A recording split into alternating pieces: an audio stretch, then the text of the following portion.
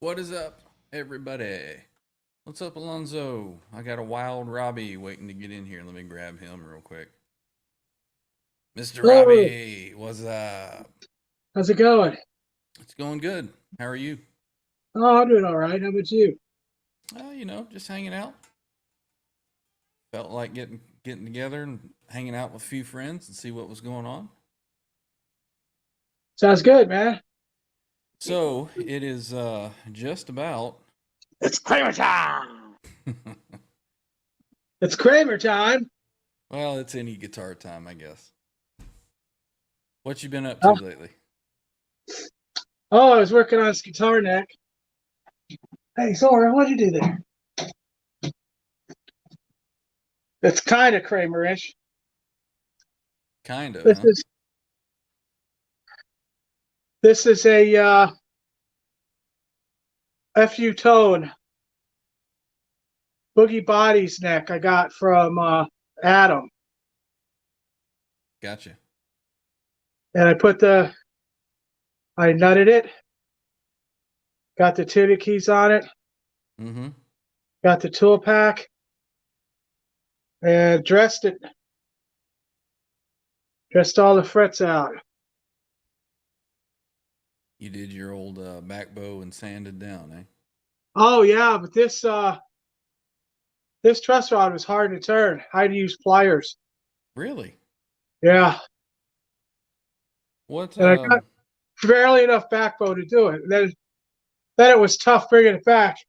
Mm-hmm. And I don't know if you can see, probably not, but there's just the littlest whip in this thing. Gotcha. It's really small. I don't think it's going to matter. Yeah. So, what do you think about the quality of that neck in comparison to the actual 5150 banana neck? How close is it? It ain't that. It ain't all that. Yeah. The construction's good. It's one piece quarter swan maple. It's not a glue on fretboard. The frets are nice. It wasn't hard to dress. It was because it comes dressed already. It just wasn't dressed as good as I wanted it to be. Right. Yep. And of course, the shape is a little bit A little not off. quite as thick as Yep. I would have liked it. But Does it have? It looks like it may not have the proper swoop on the bottom there too. Real quick, saying hey to Alonzo, Janice, and Rob Blackmore official. Welcome in, guys. I might have to shave this shelf a little too because the nut's just A little tall. a tad, Mm-hmm. maybe 4 mils. Yep. Now, I won't know for sure until I get it pre-assembled. do you ever put the nut at a depending on a neck, if you have like you said, a little whip in it, do you do the nut a little different to raise the strings a little higher on one side, or you do that at the bridge? Oh no, I don't want to raise the strings at all. I'd probably redress the neck if it causes problems Right. because I don't want to bring the strings up Gotcha. like no matter what. But it's not super high. I just might shave it a little bit more. Mm-hmm. Overall, I think it was like $265 for this neck. Yeah, that's not bad. One piece quarter swan maple. It's kind of reproduction. They're trying to get the curve in the tuning keys. Mm-hmm. So when you put the tuning keys on, you can't put them straight. They have to be Right. a little bit curved, even Yep. though most of them are really even. And then this one's noticeably lower. Mm-hmm. You kind of, you can see I just kind of like tweaked them a little bit. So it gives you that look like they're all arced. Yeah. Hey, what's up, Tyler Johnson Guitar? Welcome in. So having it, Tyler, Janice, Alonzo. So, what's the plan for that neck? What's it going on? Funny you should ask me that question. This is this basswood Musicraft body I that I was gonna. relocated the hole for, Yeah. I was and gonna. I took some of this out here because it used to be like this like fat piece here. Mm-hmm. I was going to I ask you re if that was basswood because it looked light when you picked it up. Well, yeah, it's basswood. You know, it'll sound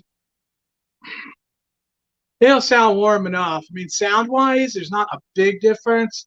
Mm-hmm. Feedback wise, it's going to be a tad slower with like killer feedback than the Poplar, Right. and it could probably take just a little less gain. In a Poplar, you could have like three distortion boxes all with gained out, and that thing will still handle it. Mm-hmm. Still You sing. won't get a squeal out of it. But Yeah. I haven't put the studs in, but I had it set up so I know that they're in the right spot. They're obviously going to have to be countersunk before I put the stud in. Mm-hmm. And I don't know if you'll be able to see this. The hole where I redid the hole, Yep. I'm having to work that so I can get the barrel jack in there. Oh, gotcha. So I've been using a countersink with a pair of pliers by hand to get in here Mm-hmm. and kind of shave some of that off because the electronics pocket is about a quarter inch too far close to the route. It should be lower, Yep. and then the barrel jack would have fit fine, Gotcha. even if they did drill it in the right place. Mm-hmm. And another thing I did was this was drilled for the wide hole, so I filled those holes and re-drilled for the narrow plate, Yep. as Is I that had to do with the body with the neck, because this came pre-drilled for wide. mm-hmm. So I doweled and glued and re-drilled these holes also. Yep. Don't want anything slipping around on there. So that body was that a single piece or was it two piece? It is three pieces.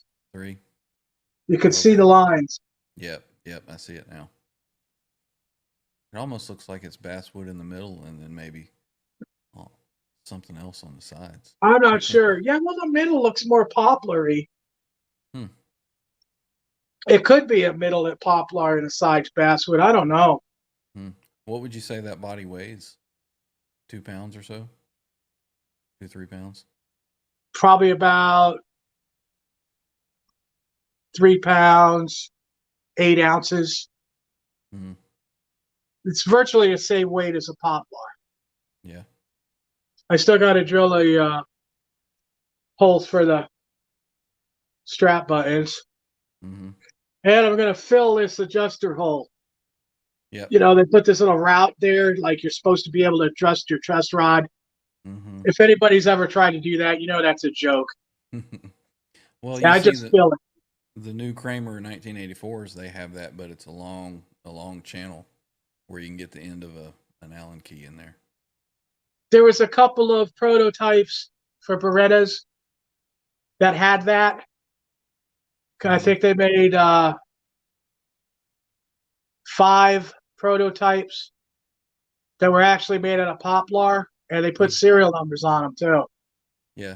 And they had the elongated one. But for me, if you want to adjust the truss rod, which thank God this neck is so stiff, this neck ain't bending anywhere. Okay, Mm-hmm. Mm-hmm. I need pliers to move the dang adjuster. Yep. So yeah, if you want to adjust it, take it off. Yeah. That's what So I always fill these stupid little routes. They're useless anyway. Alonzo is asking, was Robbie there when they built George Lynch's Kramer? And then Tyler says, I didn't know Lynch had a Kramer. I always saw him as an ESP guy.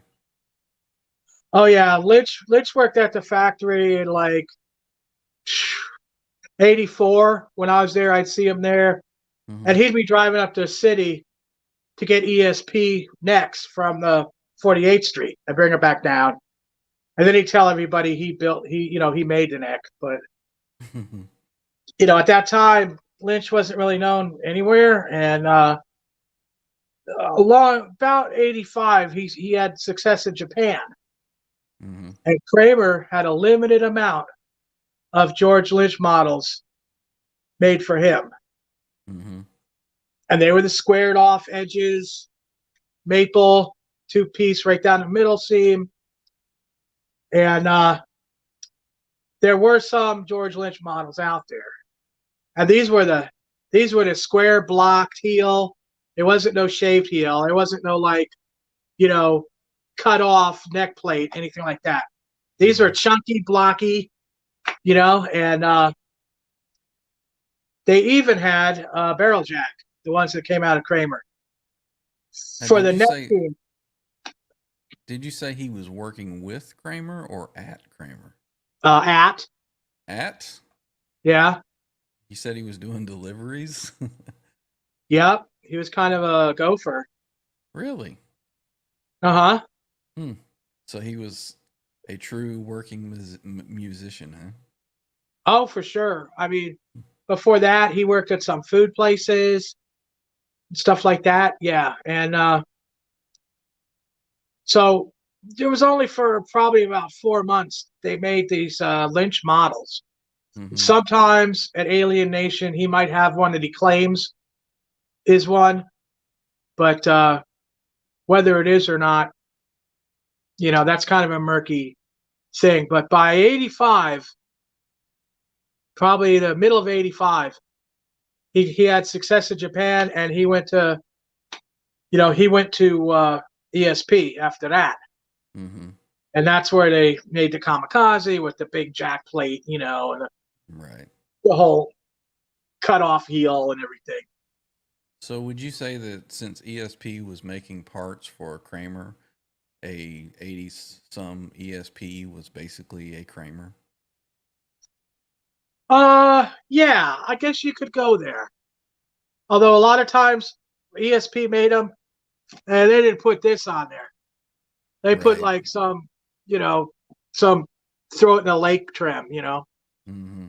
Like and no, they were just licensed by trims that weren't very good. Yeah.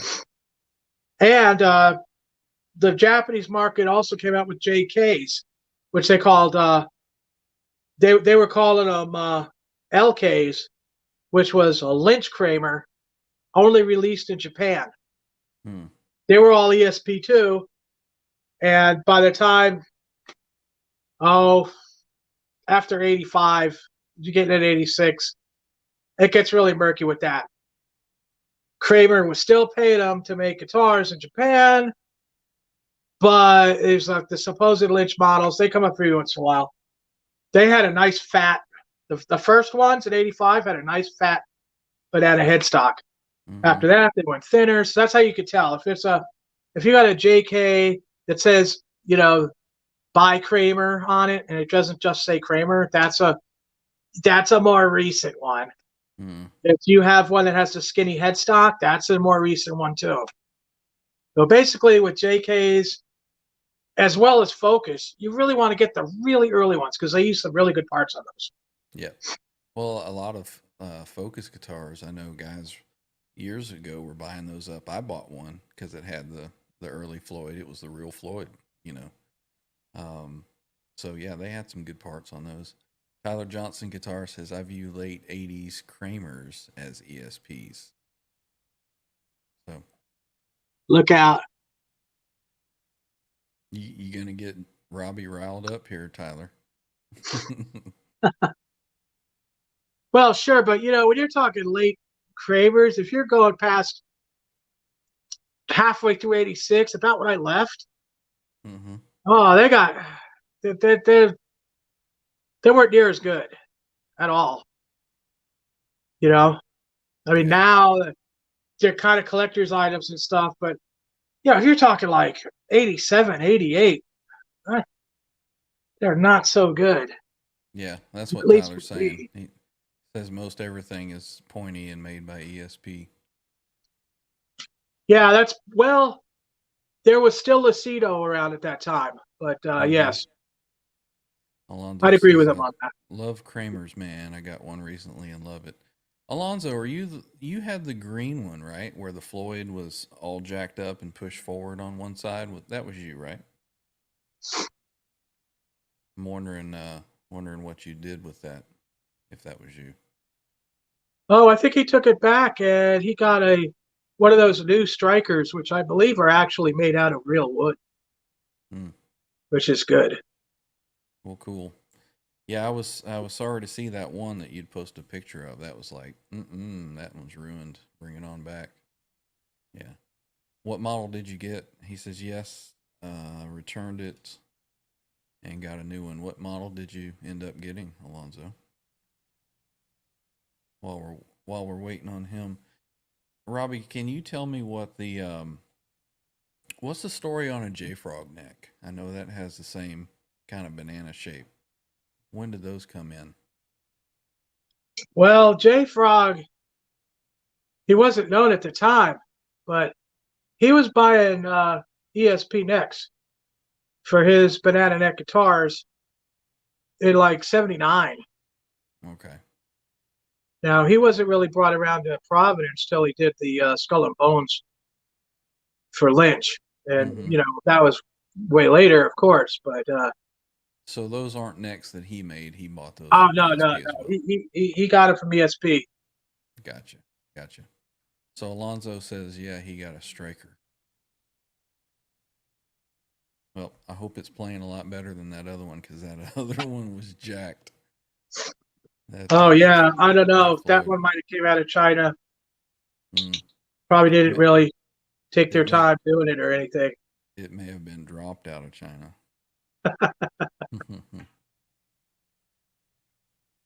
So what else has been going on? You just working on that. What kind of paint job are you gonna do on that? Are you doing like a 5150 kind of thing? Yeah. Yeah. Yeah, it's going to be just like the Crow Pack one. Mm.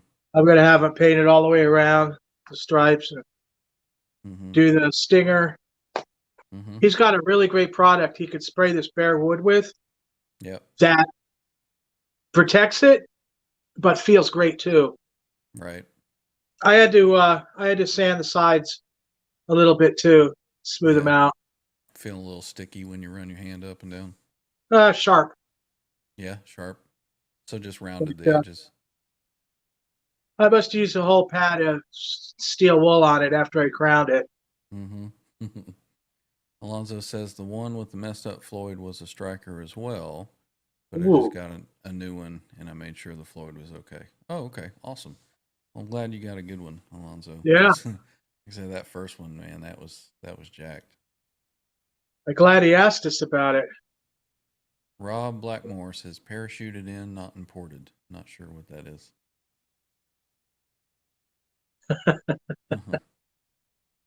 So,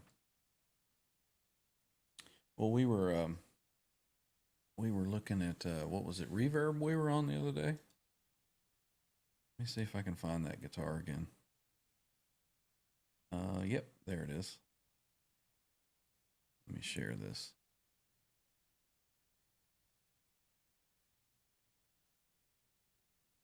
This one. Oh yeah, I remember us looking at that. That was like last night. Yeah. That is worth it, you guys.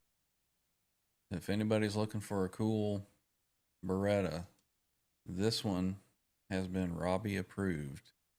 Original case, wide banana, no Lutheran joint. I believe that to be one of the rare ESP bananas with the truss rod adjustment on the headstock. Mm-hmm. I looked it over really well. It is not a sports neck.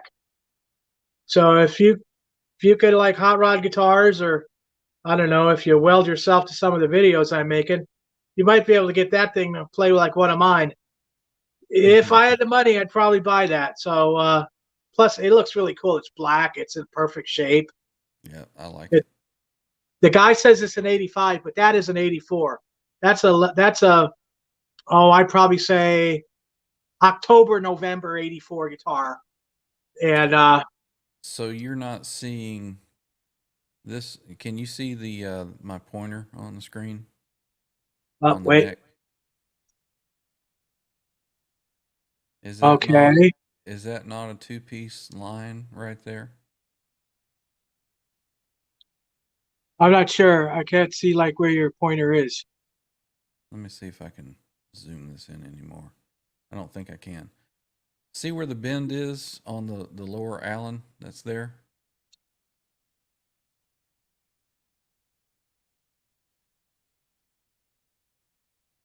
Maybe an inch and a half, 2 inches above the uh, the the nut screws.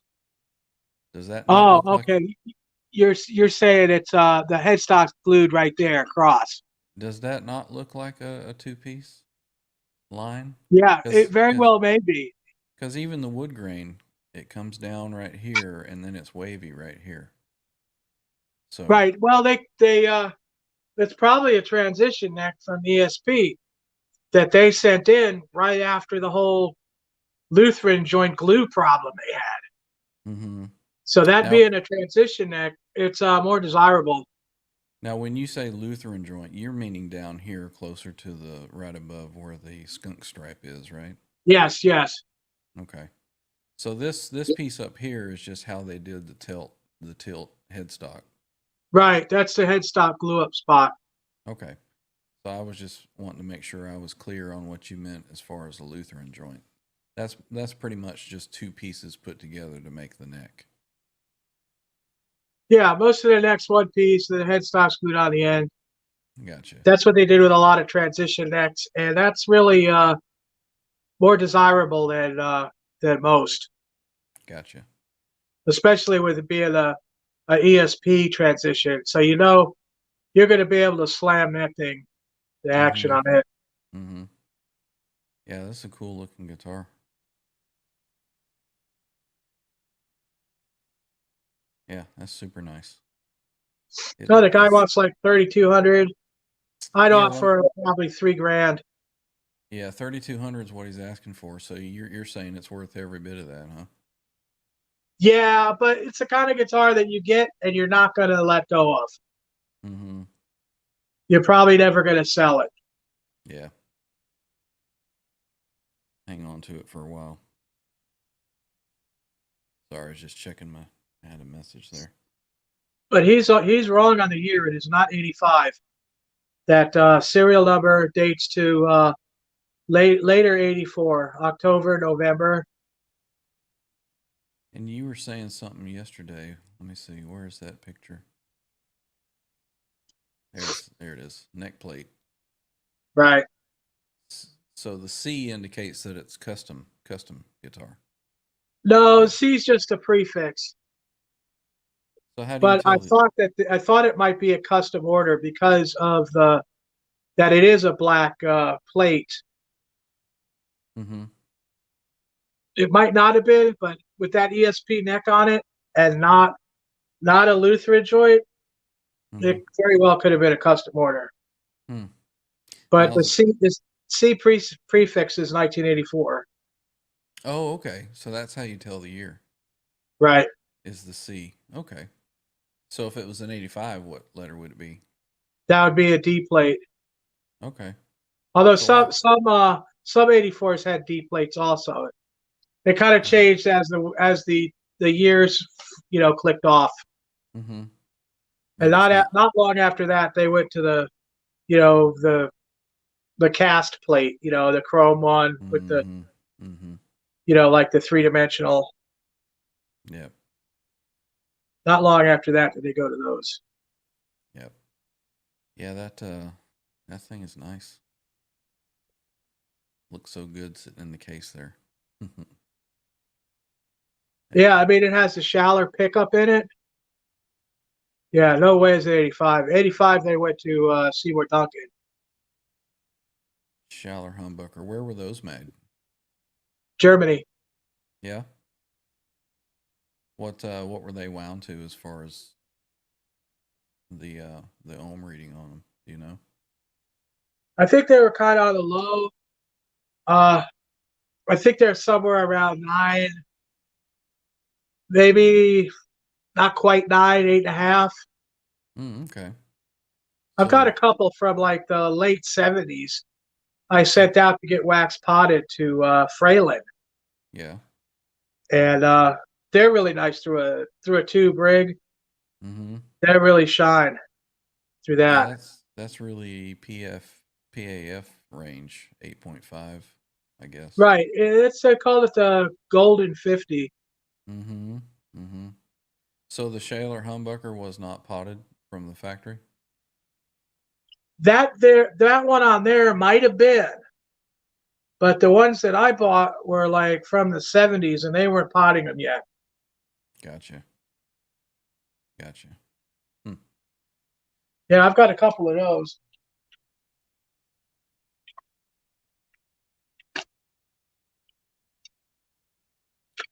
Tyler says, I love the old Schaller hardware, solid as hell. West Germany. I guess that's where a lot of the Floyds were actually made, huh? Yeah, Schaller made the Floyd Roses. Mm-hmm. What year did they stop? Well, it's pretty much they had stock left over, Mm-hmm. but Edward kind of got screwed over on royalties, and Mr. Rose also in '88. After '88, Kramer Guitars had all licensed by Bridges, Mm-hmm. and the same went with all the Bridges on the Music Yo's too. Yeah. So So it was kind of nasty. how did the guy Now, that how did the guy that invented it get screwed on okay, it? he was supposed to get royalties on every guitar that had a Floyd Rose that went out the door. Gotcha. The the boss at Kramer decided that he was going to send the guitar to the store without the Floyd Rose in it and Oh, send them the Floyd Rose separately for them to put it on the guitar, and then he wouldn't have to pay Mr. Rose. so he got screwed purposefully. Gotcha. Yeah, oh, of course. And that was about the same time Edward found out that he wasn't getting his royalties either. Mm-hmm. So they both split. Yeah. And the big deal for Mr. Rose is he sued Kahler for stealing the locking nut. Okay. Yeah. So he made a lot of money off that suit. Mm. And he also withdrew anything to do with Kramer, who was the only person that was using Floyd Rose at the time. Mm-hmm. So they had to get licensed by everything. So he got paid for the licensing of everything. Gotcha. And he didn't really make new Floyd Roses till 2007. That's when like the next generation of Floyd Rose came out. It was actually made in Germany. Gotcha. Gotcha. Now there was product left over after '88. Mm-hmm. They had stockpiles of them. So other guitar companies they could have purchased it for different guitars, things like that, but they weren't like making them at that point. Gotcha. Schaller Gotcha. came out with one, but what Schaller did was use cheap steel for the base plate, Mm-hmm. and then he put an insert in the knife's edge. You'll see like another piece of steel in here Gotcha. because the steel's so cheap from here. They had to reinforce it. Yes, yes. So Schaller Floyd Roses were like that. Yeah. I've got one of these pickups here to show you. Okay. Yeah. Double cream. This is a Schaller Golden 50 from like well, this one says it's from 72, believe it or not. Oh wow. This thing comes with, of course, your wiring is different on Schaller. It's all kind of like backwards. Mm-hmm. The polarity's backwards. So if it says, okay, hot goes here and ground goes there, it's actually the ground is the hot, Mm-hmm. And it also comes with this little three-way switch in a box with it, so you can coil tap it. Okay. Hmm. I've got two of these. They're probably worth about 200 each now. Nice. And those are the same range, 8.5, 9. Right, Okay. exactly. Hmm. I don't have a battery in my voltmeter. I test it right now. But Gotcha. yeah, it's a good pickup. Cool. It's not the 78 custom shop Yeah. staggered winding. Yep. It's not that. but it's nice. Yeah. Alonzo was asking, he says, did Ed really invent the fine tuners on the Huh? phone? That's an interesting question. You never He heard was that before? working with Mr. Rose pretty closely. Mm-hmm. The way that I heard Sure. it, the way that I heard it was he had the non-fine tuner one, and he was like, "Man, it'd be nice to have some kind of way to fine tune it down here." And I think that's where the idea was. That's the story I heard. But Well, I mean that sounds pretty good. yeah, That he would like that's because that's the kind of thing he did. He didn't say do this. He just suggested stuff. mm-hmm. Well, I'd like it better if this or something like that. Right. Hmm. That's I can't imagine, back in the day being able to be around with him in the factory and just being around that presence, I guess. He was just a regular guy. In like 82, 83, I was driving my friend there Mm-hmm. to work, right? They kept wanting to get me to work there. And I was like, well, I'm not going to work for $4 an hour. I can make trusses for $5.75. Well, I'm not going to do that. But, I drove up to the parking lot and Edward came up to the car I was in, just laid in the window, said, hey, what's going on? And I was like, hey, how's it going? Like an everyday, ordinary person. Because Mm-hmm. that's pretty much what he was to most people back then. Well, you of course knew who he was when he came out, right? Oh, yeah. Yeah, sure. But it wasn't like today where everybody's like, out of this world. He was kind of a cool cat, played a good guitar, Mm-hmm. you know, but it wasn't Yeah. like, like a legend or anything at that point. Right. So Alonzo's asking, did you ever see Eddie again? I guess after you left Kramer. No, no, I never Yeah. did. Yeah. I've seen him in concert a couple times, so I don't know if that counts.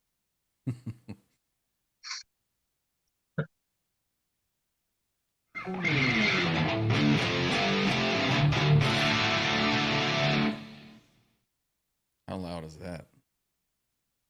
Sounds good, man. Yeah. I don't know, just been fiddling around tonight.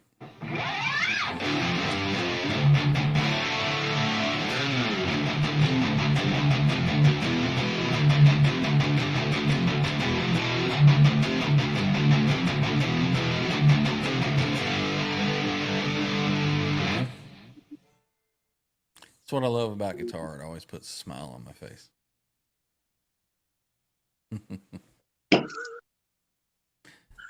Oh. I would say it's Kramer time, but it's EVH time.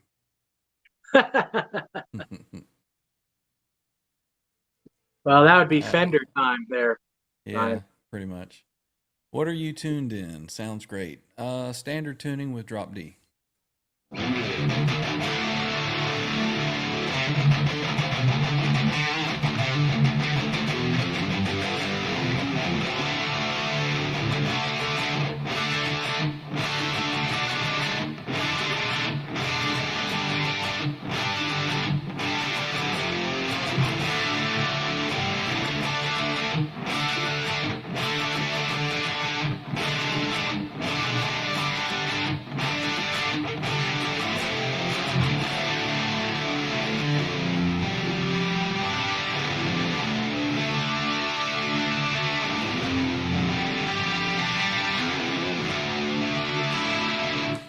Drop D, one of my favorite tunings.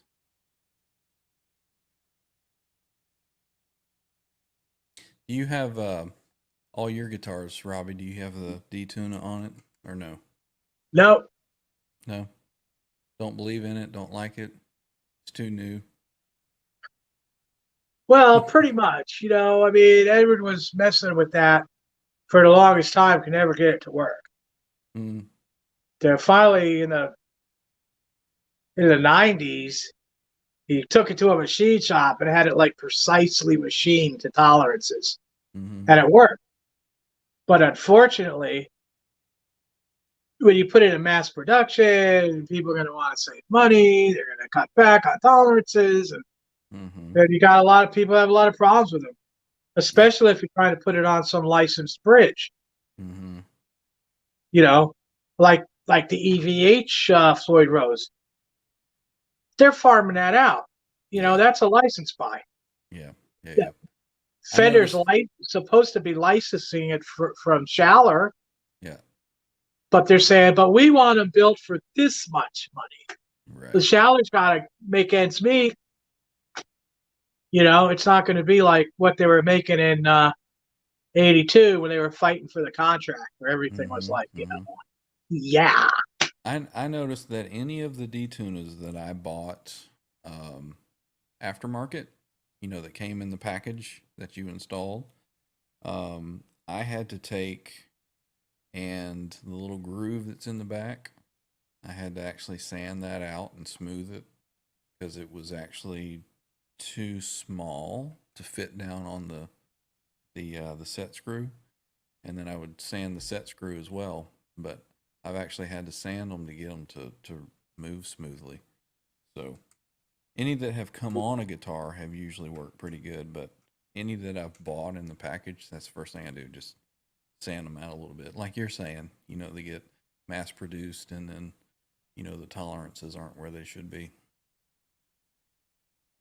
I mean, they got the thing to work for Edward, but, you know, making one for Edward to okay and what the people are getting in the, you know, in public is like two different things.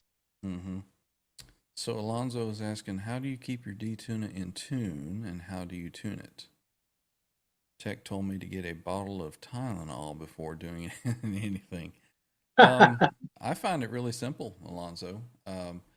Whenever I restring or I'm tuning the guitar up, I pull the D-Tuna out, and then I'll tune each string to pitch, and then I'll tune to the drop D pitch. And then once I'm finished with that, I'll push it in, and then I'll strike the E, and if it's flat, I'll tighten the little set screw a little bit, or if it's sharp, I'll loosen it.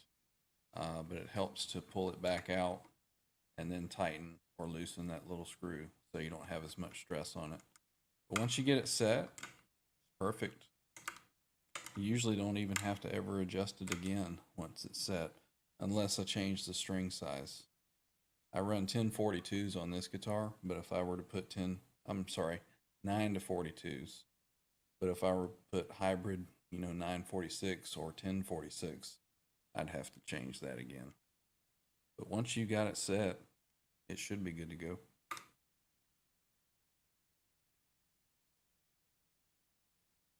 Let's see. Tyler says not everybody has Eddie's Tech to set their D-Tuna up. Yeah, I think it's really not that complicated. I mean, it works well for me. You know.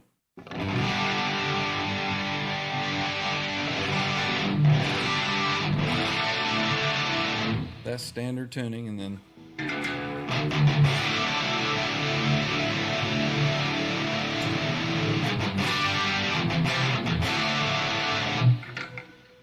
works good for me.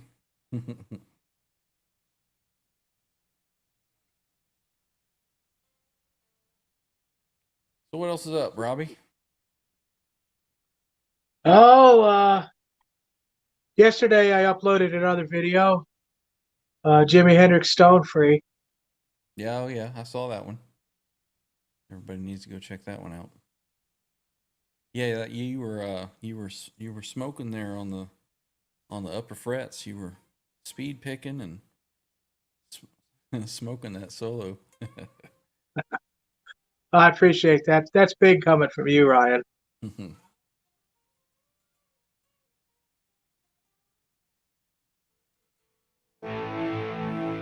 Sorry, I'm just sitting here plucking and I realize my volume's down.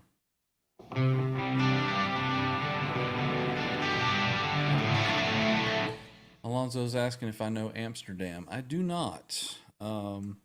It's funny though, because I was just starting to look at that tune, and it's like something like that.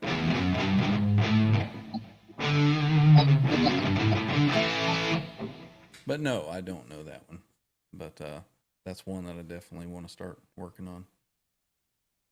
Janice says yesterday she uploaded a video also, so I'll have to go check that out.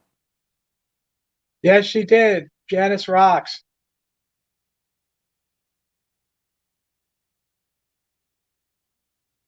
So there was another Kramer that we had looked at. Let me see if I can find that one.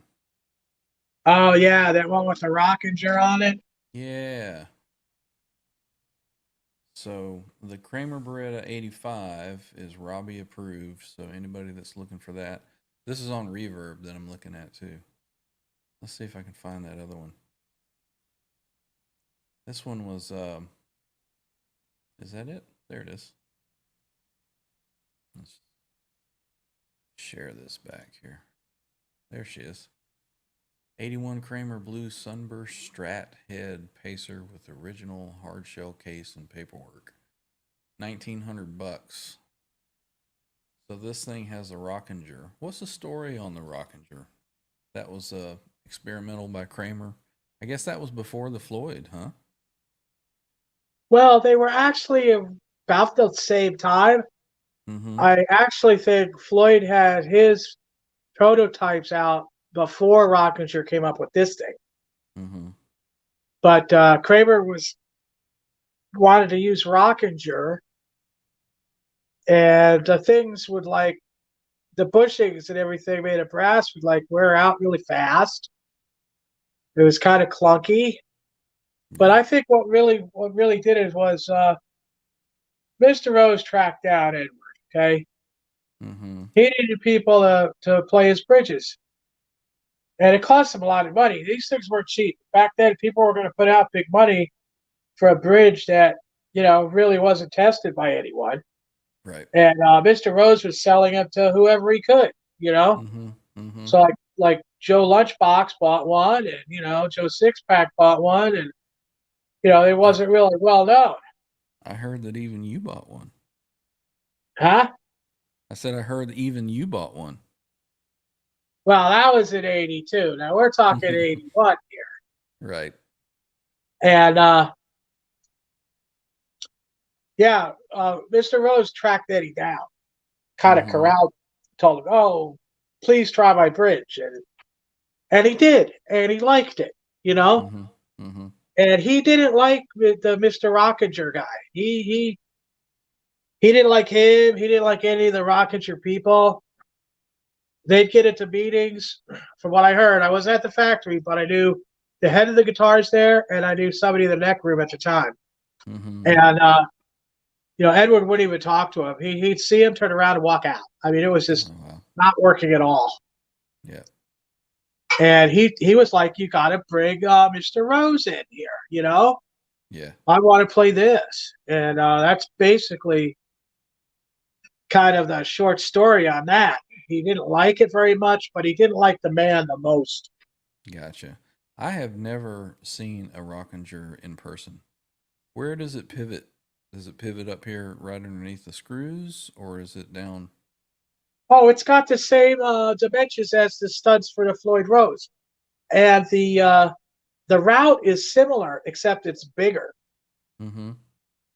But Like where does it actually pivot though? oh, on the studs like a Floyd Rose does. It's a 2-point trip. Oh, this looks like it has 6 screws, like a Strat.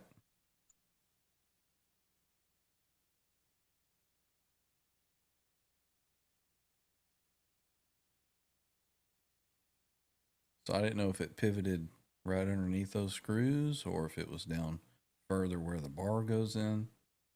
Can you get it closer up than that? Nope, probably not. That's as large as I can go. Yeah. Well, that's that it. was in '81. That could actually be one of the earlier Oh, Rocketers. here we go. Here we go. There we go. Ah,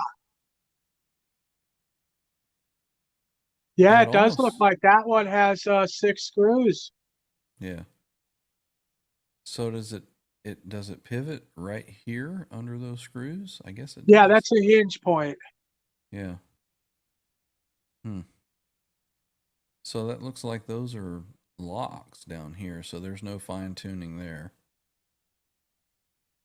So it just locks on each end, I guess. Oh, look at there, it's got rollers like a Kaler.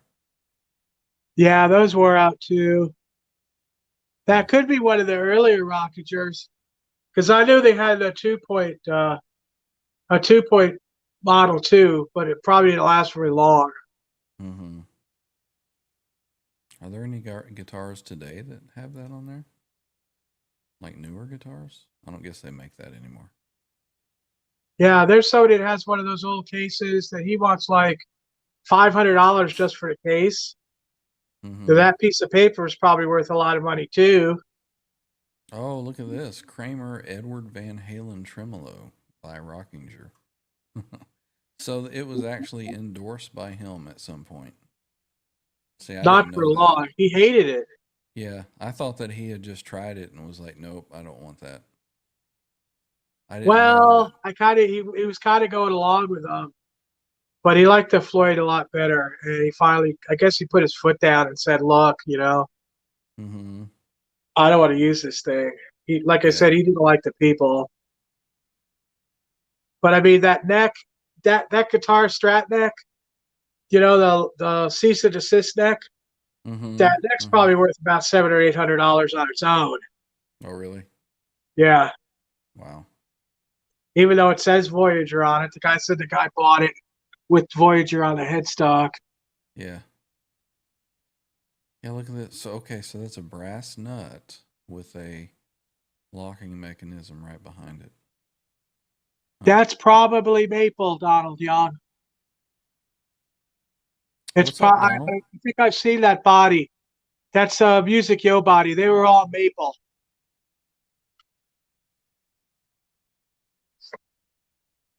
What have a Kramer style body. It weighs 6 pounds. Yeah, that would that would probably be maple at 6 pounds, huh? Yeah, so the neck's probably worth about 700, 800. The body, I don't know what wood it is. Mm-hmm. The Schaller pickups are probably worth about a couple hundred for both. Case is probably worth about 250 easy. The Rockager itself could be worth 2 or 300, maybe more, depending. Mm-hmm. But the guitar, as it is a collector's item. So Right. that's a wall hanger. Yeah, it looks like you could probably hang it on the wall from that strap button there. Oh, no, that's ugly, huh? Yeah. Got a barrel jack on it. So B, does that tell you a year? Yeah, yeah. That's early. It probably should be 82. He's claiming 81. Yeah. It could be. It's a little sketchy on that, but Yeah. Hmm. So you're thinking that one's he's asking 1900 for that one. So you think that'd be worth that just for the collectability? yes, for the collectability, sure. That's probably a $3,000 guitar. Oh wow. What's up, Papa Blue? Thanks for joining in. What's happening, Papa? We got six Hey, in the house. SFA. What's 85 footer happening, man? Strat has a lock nut set up like that. Nut followed by a locking unit on the headstock. Yeah. Yeah. Is it a brass nut as well?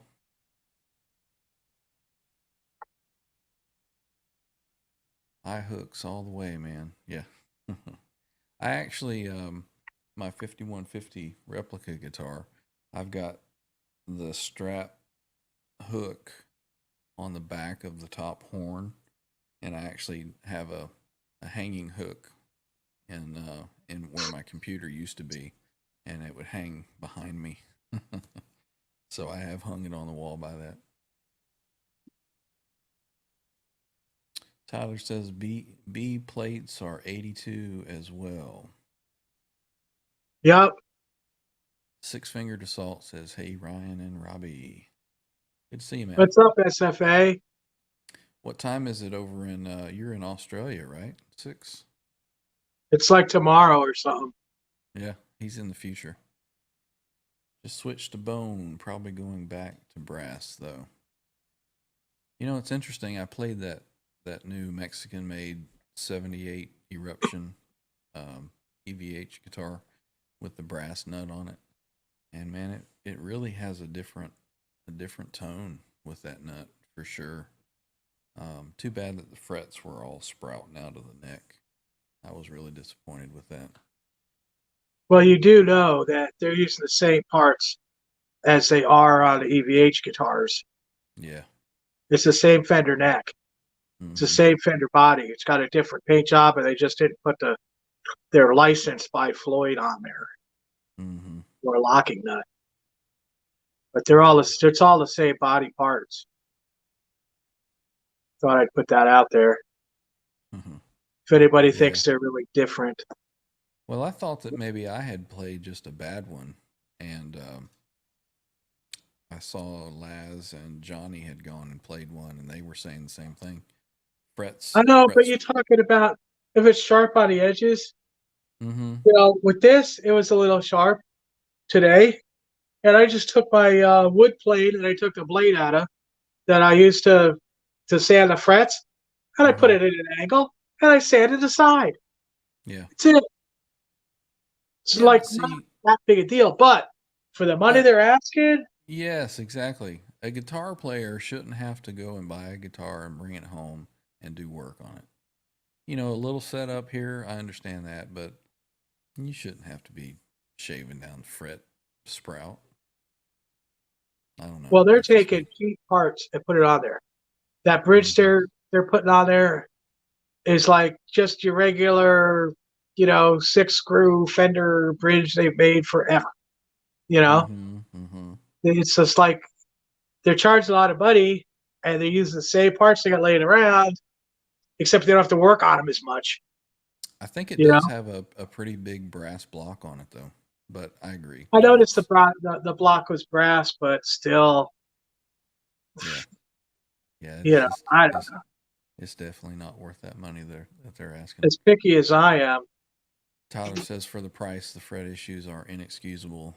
Completely agree. Six Finger, 100% agree. So we're all in agreement. Zora going out. It's really cool. Oh, don't let me stop you. Go ahead. Oh, no. What were you going to say? I said this is really cool. I could talk about stuff all day. Yeah, just hanging out. Like I said in the title, just hanging out, chatting, jamming. I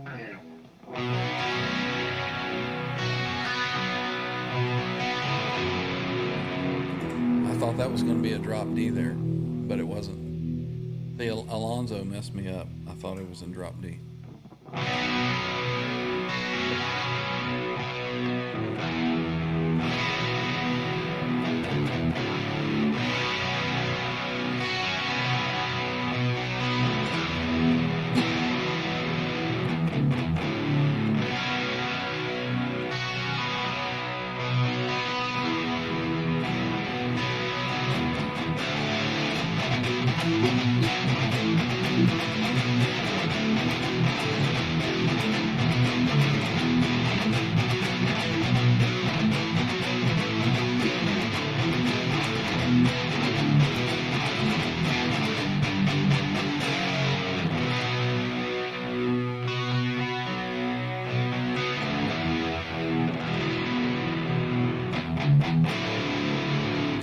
Just a little something original I've been working on.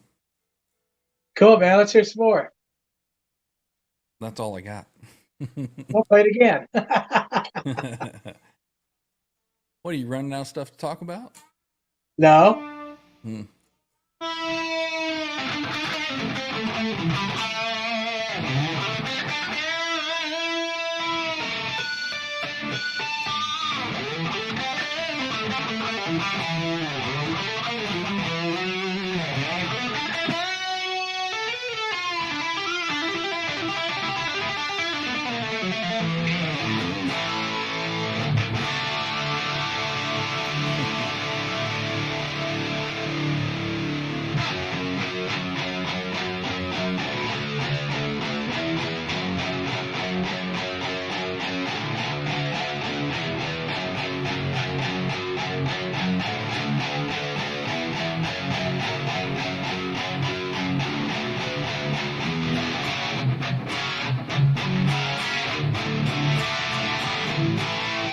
I forget where that goes.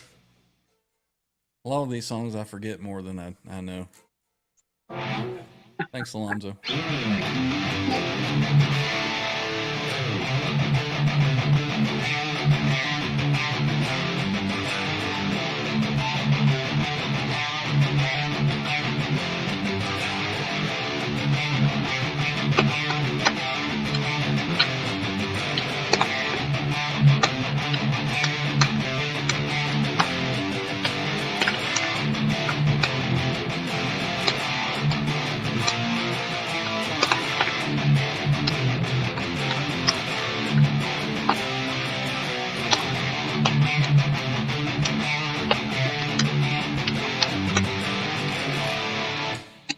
Another original one I'm working on.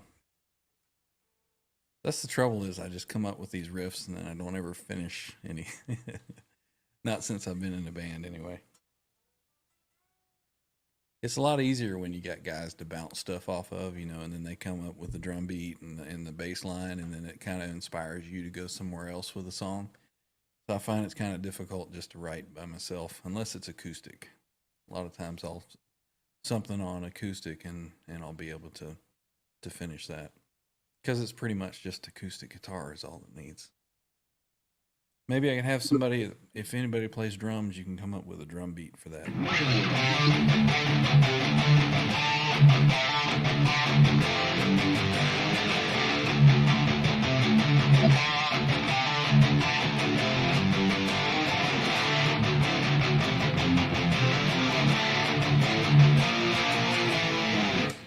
We'll do an online collaboration. Somebody send me a drum beat. Yeah, 6. I got all of them in here. It's not in a desk. It's just kind of rolling around in my head. 6 says he's got a desk full of half recorded songs. Almost sounded like Me Wise Magic. I don't know what I played at that. Oh, the first one. That's actually the same exact chord that he plays that I'm playing. But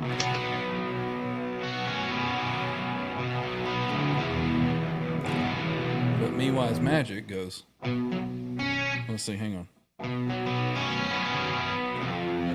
on. Standard tuning.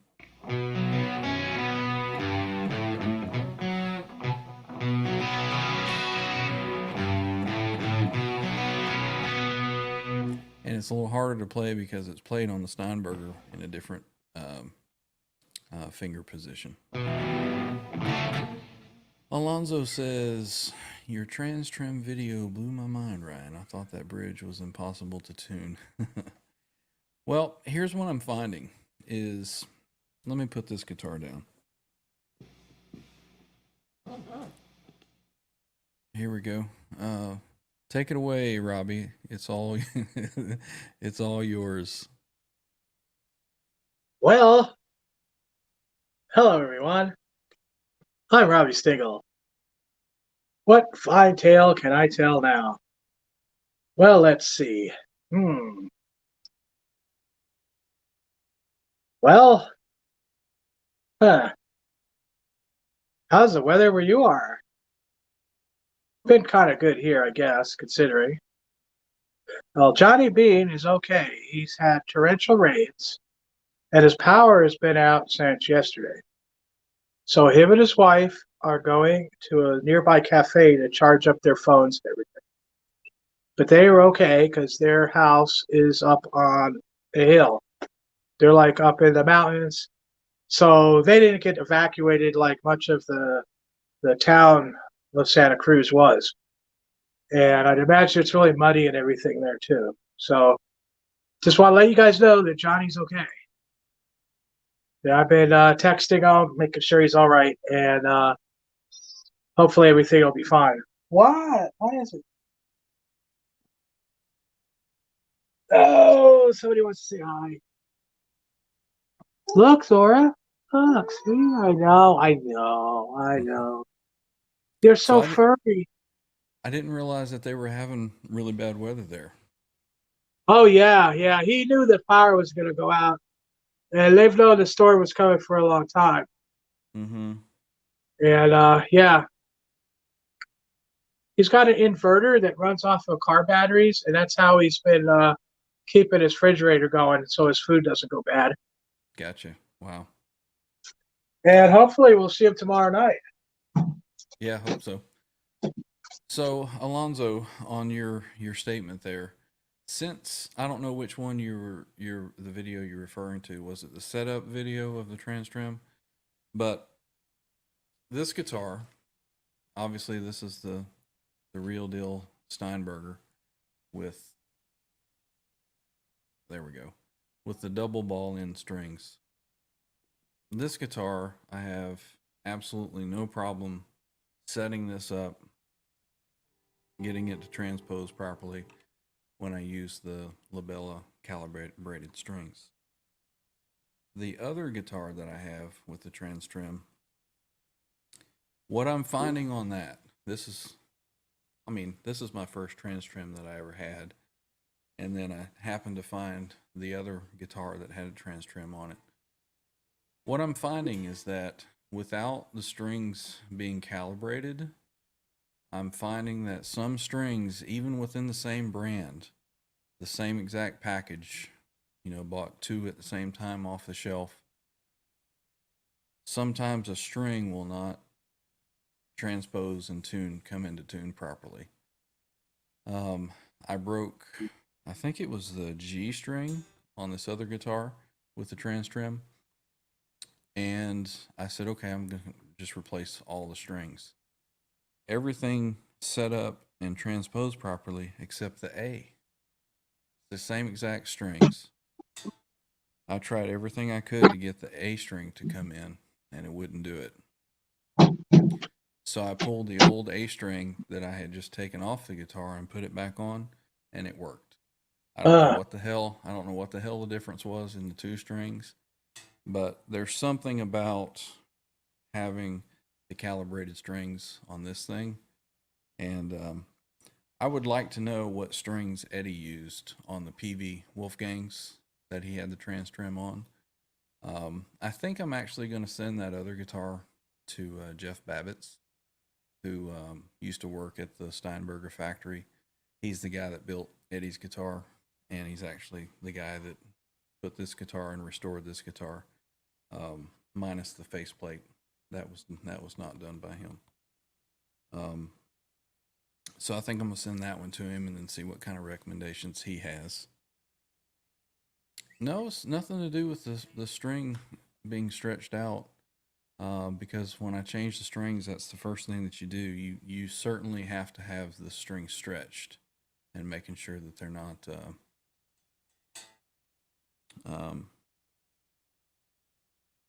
have any play in them, because you're certainly putting a lot of stress on the strings with this trans trim. But just something about the string, maybe the way that it was wound near the ball end, I don't know, but it's weird.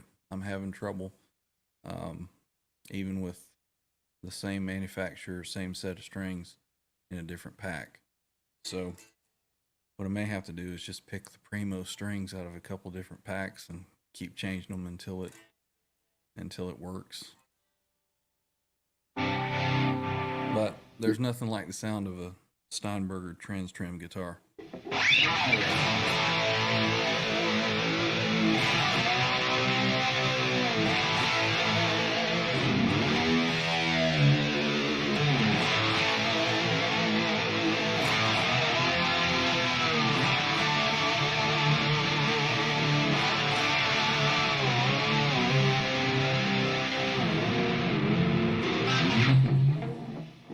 Sorry. Yeah, it could be 6.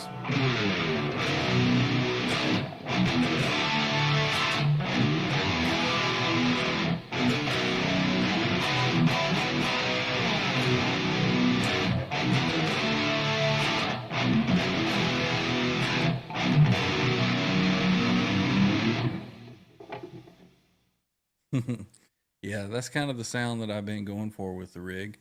And being that this is the exact same guitar that he played in Live Without a Net, well, I mean, not the the exact, but everything is identical to what he played. Same pickups. Um, yeah, this is about as live without a net as you can get.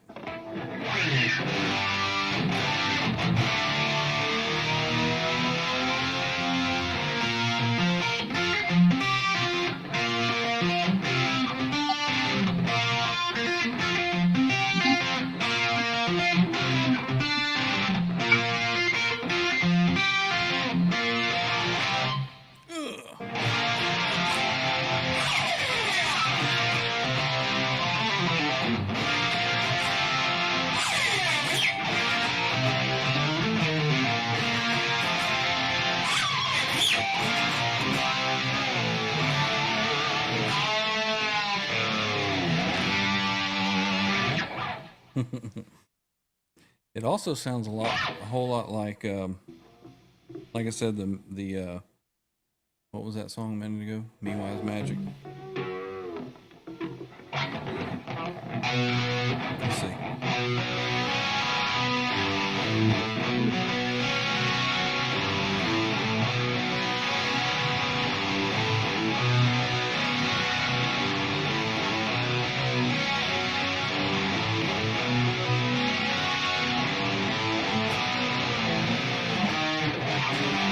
See, I've forgotten how to play that.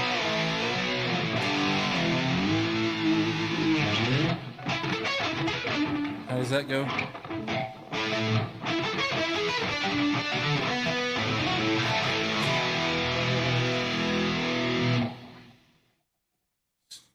Sorry, I'm forgetting all these licks.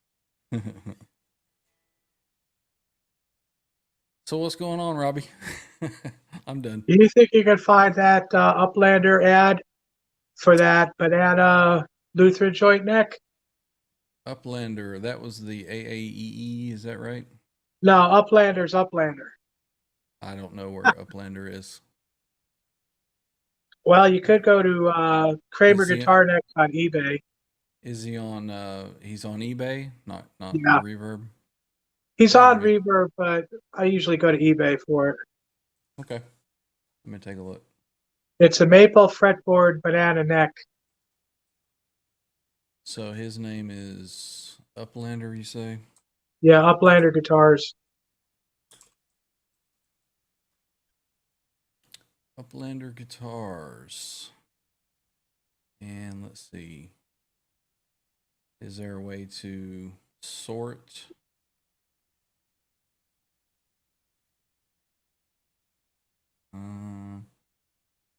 No, there's just filters. Here, let me put it up on the screen.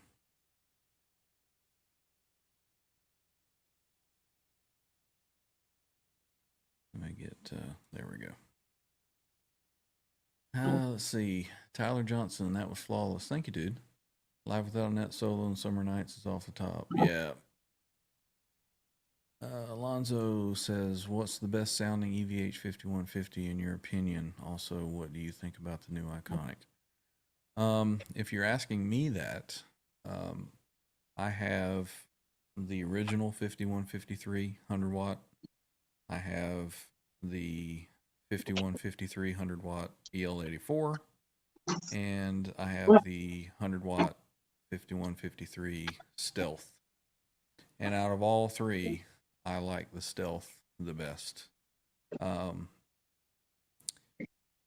Very similar in tone, but the Stealth just seems to really have just that extra little punch on the Blue Channel. The original one, Blue Channel was a little more open, I guess, not as compressed. But the Stealth, it's just like everything is just right there where it should be. The EL34 model is cool too.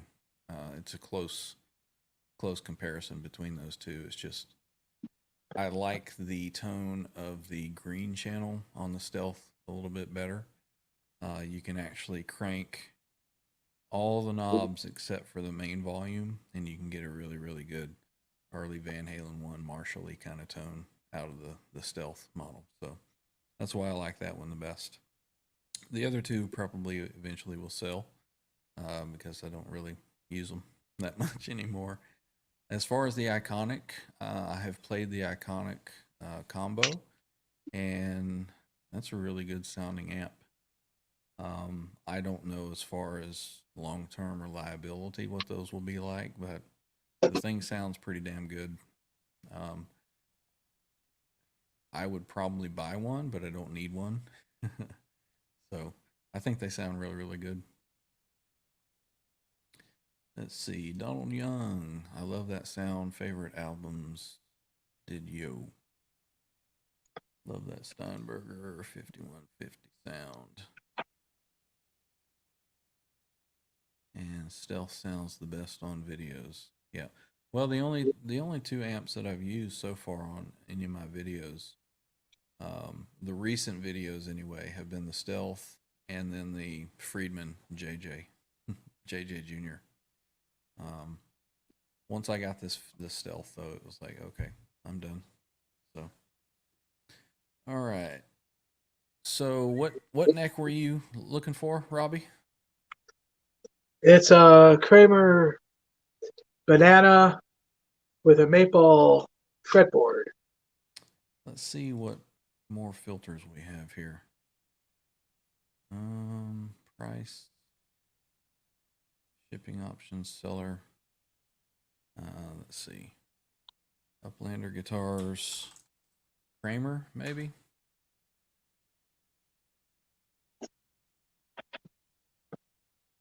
Zero results for Uplander. I don't even know if I'm finding the right guy you're talking about. Let's look again here. Uplander guitars. See, I don't use eBay very much. How do you do, how do you search for a seller? Well, I just go to Kramer Guitar Necks and scroll. Okay. So let's see. We've got a 80s Kramer USA Banana Flame Maple Guitar Neck Floyd Ready. That's it. That's it. Yep. $776. Uh-huh. Take a look.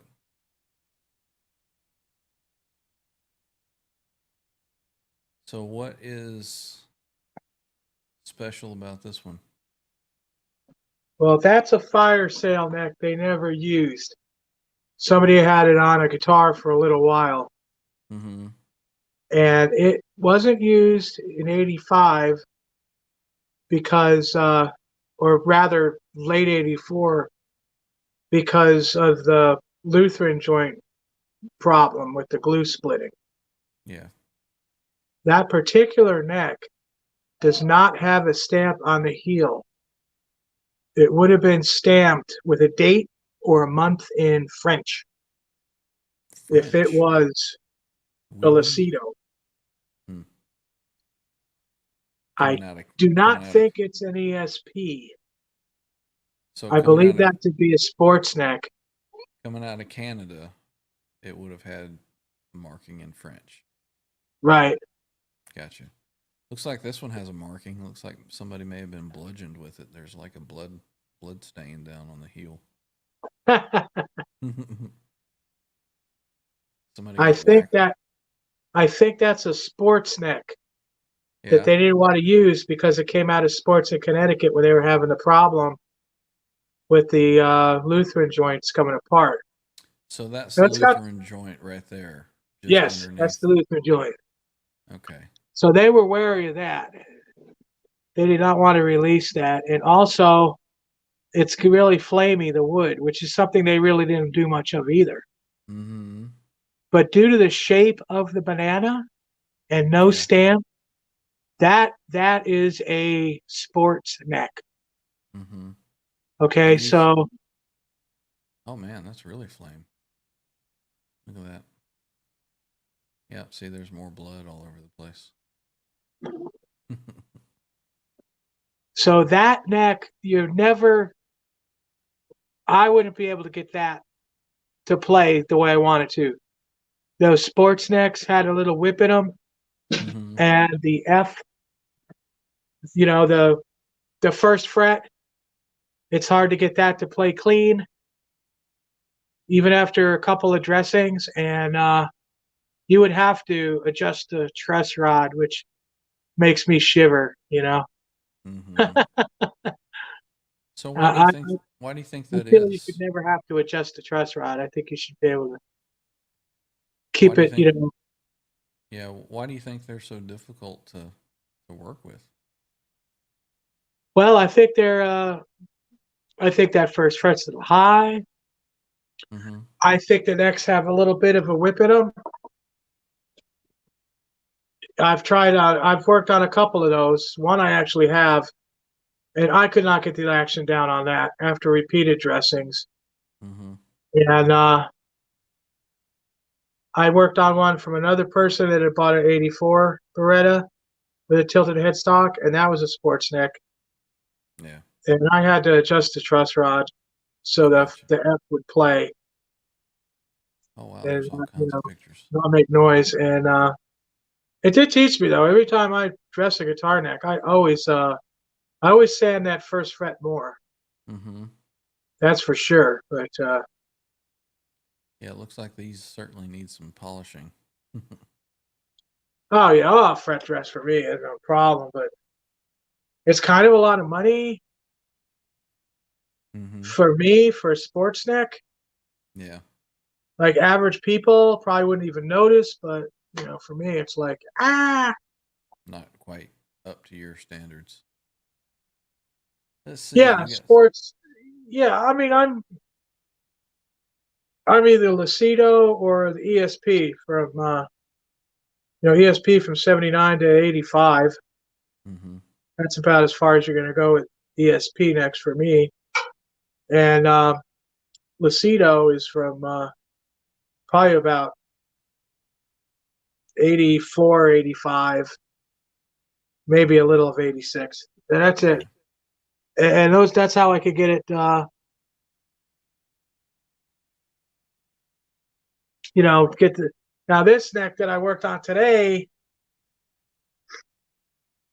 uh, with the CNC. You can only get it so close.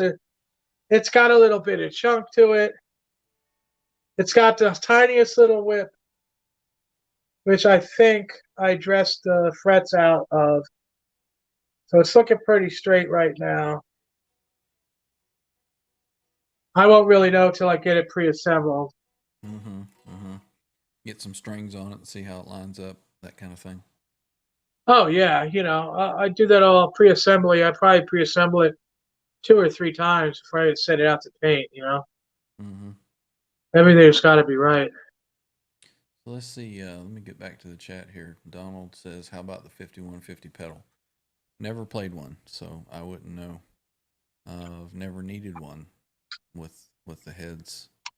You've got the lunchbox, don't you, Robbie? Oh yeah. Yeah. You happy with that? What model is your lunchbox? Is it the original? Well, it's the EVH3. Mm-hmm. It's But is like it? the 15 watt lunchbox with the attenuator to go to like 4 watts or something, Yeah. 3.75. Is it the stealth model though, or the No, original white? the The the stealth. lunchbox Stealth has these two-way potometers you can pull out to get a clean channel. They Mm-hmm. just castrated the amp with that. You can't get Open it, the blast doors. obviously. Open the blast doors. Has my vocal gone out again? Yeah. It All just right, sounds like you're coming through an AM radio is all. That's fine. all I right. can go. I can jump back in. Okay, yeah. I'll just go through some So of the I'll be chat here. back. I'll be back. I'll be back. Back. Yeah. So while Robbie is coming back, Alonso says, "I'm trying to get the combo one. It does sound amazing." Yeah. Went to a guitar center with a buddy, and we both played through it, and we were both really, really amazed with it. I've played through both the stack. Can't have a stack in my bedroom. Well, you would think that, but this 100 watt, whatever, you know, whatever monstrosity you want to call this back here, is literally at bedroom volume, and I can play it and walk into the next room, close the door, and I can't hear it. And this is, the tone that I get when it's mic'd up.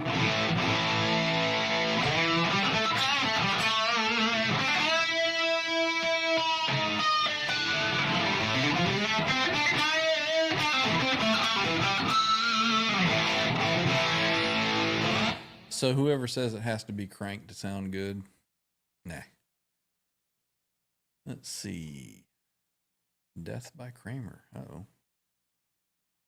Dan Gorman. Hey, didn't notice you come in. Welcome, welcome. Tilt head. I think that is not. I think it is a tilt. Yeah, it's a tilt. If you're talking about this one we were just looking at. Dan Gorman. Hey.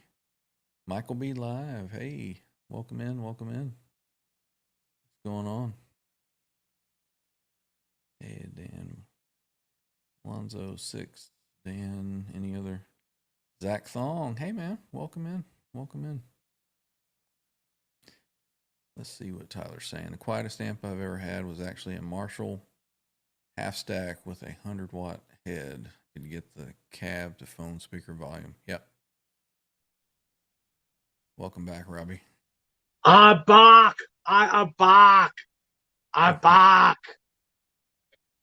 Yep. What's happening, Zach? Hey, Dan. What's up, you guys? We were talking about volume levels on 100-watt stacks. Six says he plays his 120-watt 5150 wet rig in his bedroom, only on one. Still sounds mad. Yep, I agree. You can get really, really good sound, especially if you mic it up. I do find that, listening through the headphones with it mic'd up, it sounds obviously exactly like you guys are hearing it. In the room, you've got some acoustic stuff going on with bass and treble bouncing off the walls, so it does sound different in the room, but sounds pretty good mic'd up. So if you were to record that, nobody would never know that wasn't a cranked amp. So what else you got to look at here, Robbie? Just that one? That's all you were looking to find? Oh, I didn't check the listings today. I was busy working on this thing. Gotcha. Let's see. Let's go back to here. Night Swan, Vintage 80 Striker, Beretta Special, Electric Neck Blue, $135. Yeah, stay away from Striker necks. Mm-hmm. The older ones like that. Yeah. Those were they're made in Korea. They just aren't that. I mean, I know a lot of good stuff came out of Korea later on, but back then, and What is this? Hockey stick non-tilt maple guitar neck with a Kramer decal. Probably came off. Oh, yeah. I don't know what that is. I don't know if that's a Music Yo or not. Yeah, that's kind of what I would think. But it looks got that hammer shape to it. Mm-hmm. So it might be newer. Yeah, I don't think that's anything original. That could be like a newer one off of something. Yeah, who knows? All right, let's see what else we got here. 80s Kramer Japan, Beretta Special, 80s Banana Headstock, 24 fret. What would that be off of? Definitely like a Music Yo. I don't know. I think that just might be a jobber. Yeah, I think so too. Somebody made it in the 80s. Yeah. It looks like it's been well played. Isn't there a way to like I said, I don't use eBay much. Is there a way to go from like high cost to, here we go, price highest first? I like to look at the good stuff first. Vintage Kramer American USA neck. That looks like pot metal on the string holder.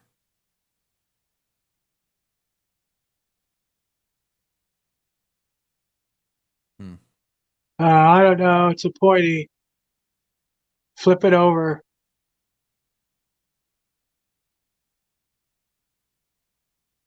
So is that a non-tilt?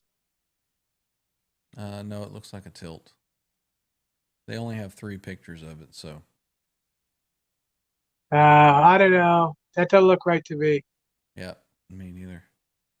Kramer Pacer Series neck rosewood beak USA American $600. Pacer Series. That's a lot of money for these necks, Robbie. Yeah, well, I mean, for me to buy something like that, it would have to be maple, like one piece with the skunk stripe. Mm-hmm. And it would have to be R5, so I could send it down to Kyle at Dive Bomb, and he could cut the edges off and make a Paul Unkert glue up style. Mm-hmm. Now, do you know if Paul Unkert still does guitar work? He's got a company. I don't know if he's working on anything. He's getting kind of up there in years. Was he older than you were? Oh yeah. I didn't know that. Let's see. Vintage, fully loaded banana guitar neck. 2019 is vintage? What the hell? Maybe to that guy. I guess. Yeah, vintage 80s Kramer Japan. Kramer F3000 pointy. Yeah, well, that's a focus neck, but it's non-tilt. Those are actually pretty good necks if you could live with pointy. Right. Yeah, I never really liked the pointy. I like the beak and then the banana. Here's an 83 USA Pacer Series beak headstock. Yeah, it's rosewood, I guess. Well, it's a good year for rosewood anyway. Mm-hmm. Yeah, it looks like it's nice and dark.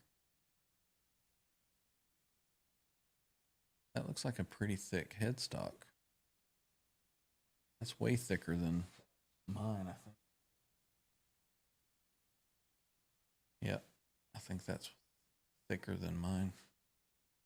Of course, mine's a 2009. Yeah, look how dark that is. Little streak in there. Needs a fret job. I don't know. For me, that just seems like a little too much money for a 1983 neck. Well, it depends what it is. You know what you're looking for. Mm-hmm. Mm-hmm. It's a good year though. That was all. That was mostly sports at that point. Gotcha. They did have some ESP. Zach Thong says, "Hey, Robbie." Hey Zach, how's it going, man? Zach is like one of the coolest guys out there, man. I'm telling you, great guy. What's that conspiracy music? Is that who Zach had hooked everybody up with? Oh yeah, he was over there a lot. Doc Danger and them. Mm-hmm. What exactly do they do over there? Just people come on and play different stuff, or what?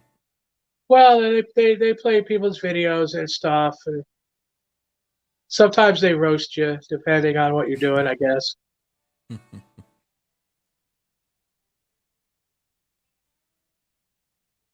So what's going on in the chat? What you guys up to? Anybody bought any guitars or anything recently?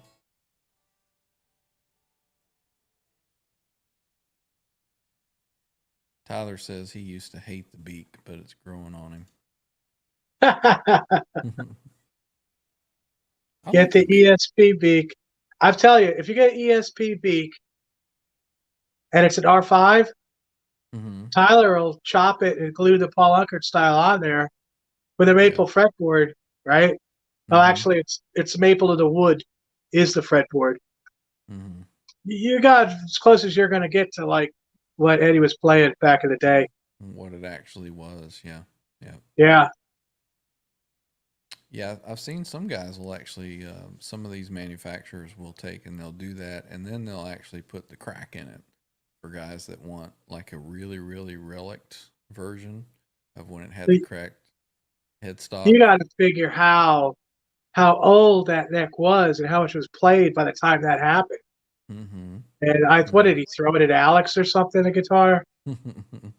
Yeah, there's no telling. There was a video, I think Johnny actually had played it, where I think it was the 5150 guitar where Eddie was coming off stage and he took it off and he threw it at his guitar tech and it caught the strap and then it went flat and just hit the stage.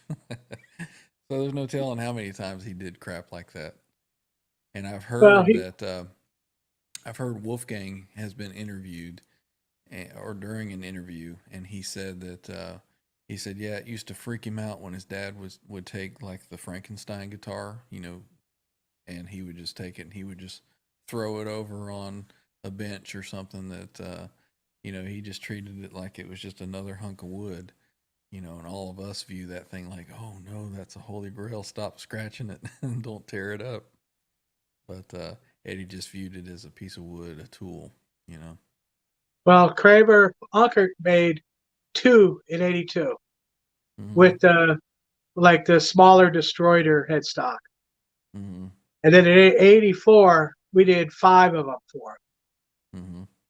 So he had multiples of those. Right. He always had extras. He always had extra guitars. Yeah.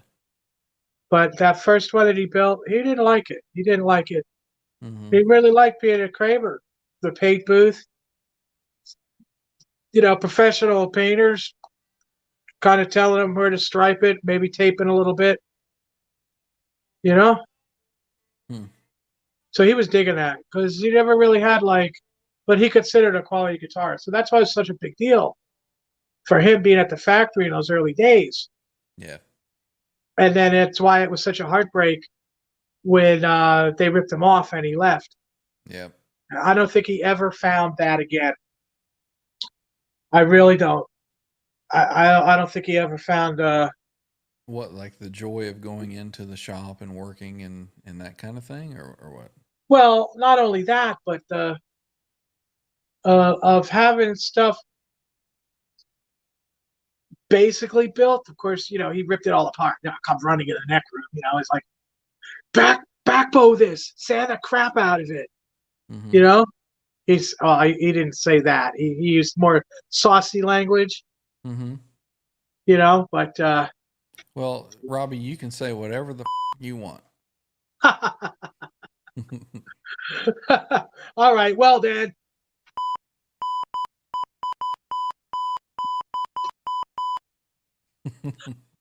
Hell is going on here?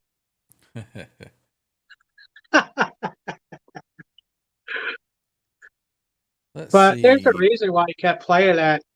What really comes down to is kind of a butchered ESP neck for all those years. Even as that Music Man, he kept playing that neck.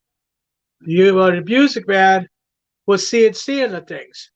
Mm-hmm. I could feel it right now. Okay? Here, hang on. Well, we'll really get down to this nitty-gritty here. The brass tacks. The brass nuts. The real deal. All right. We all know and love this sucker. Paid $700 for this. Okay?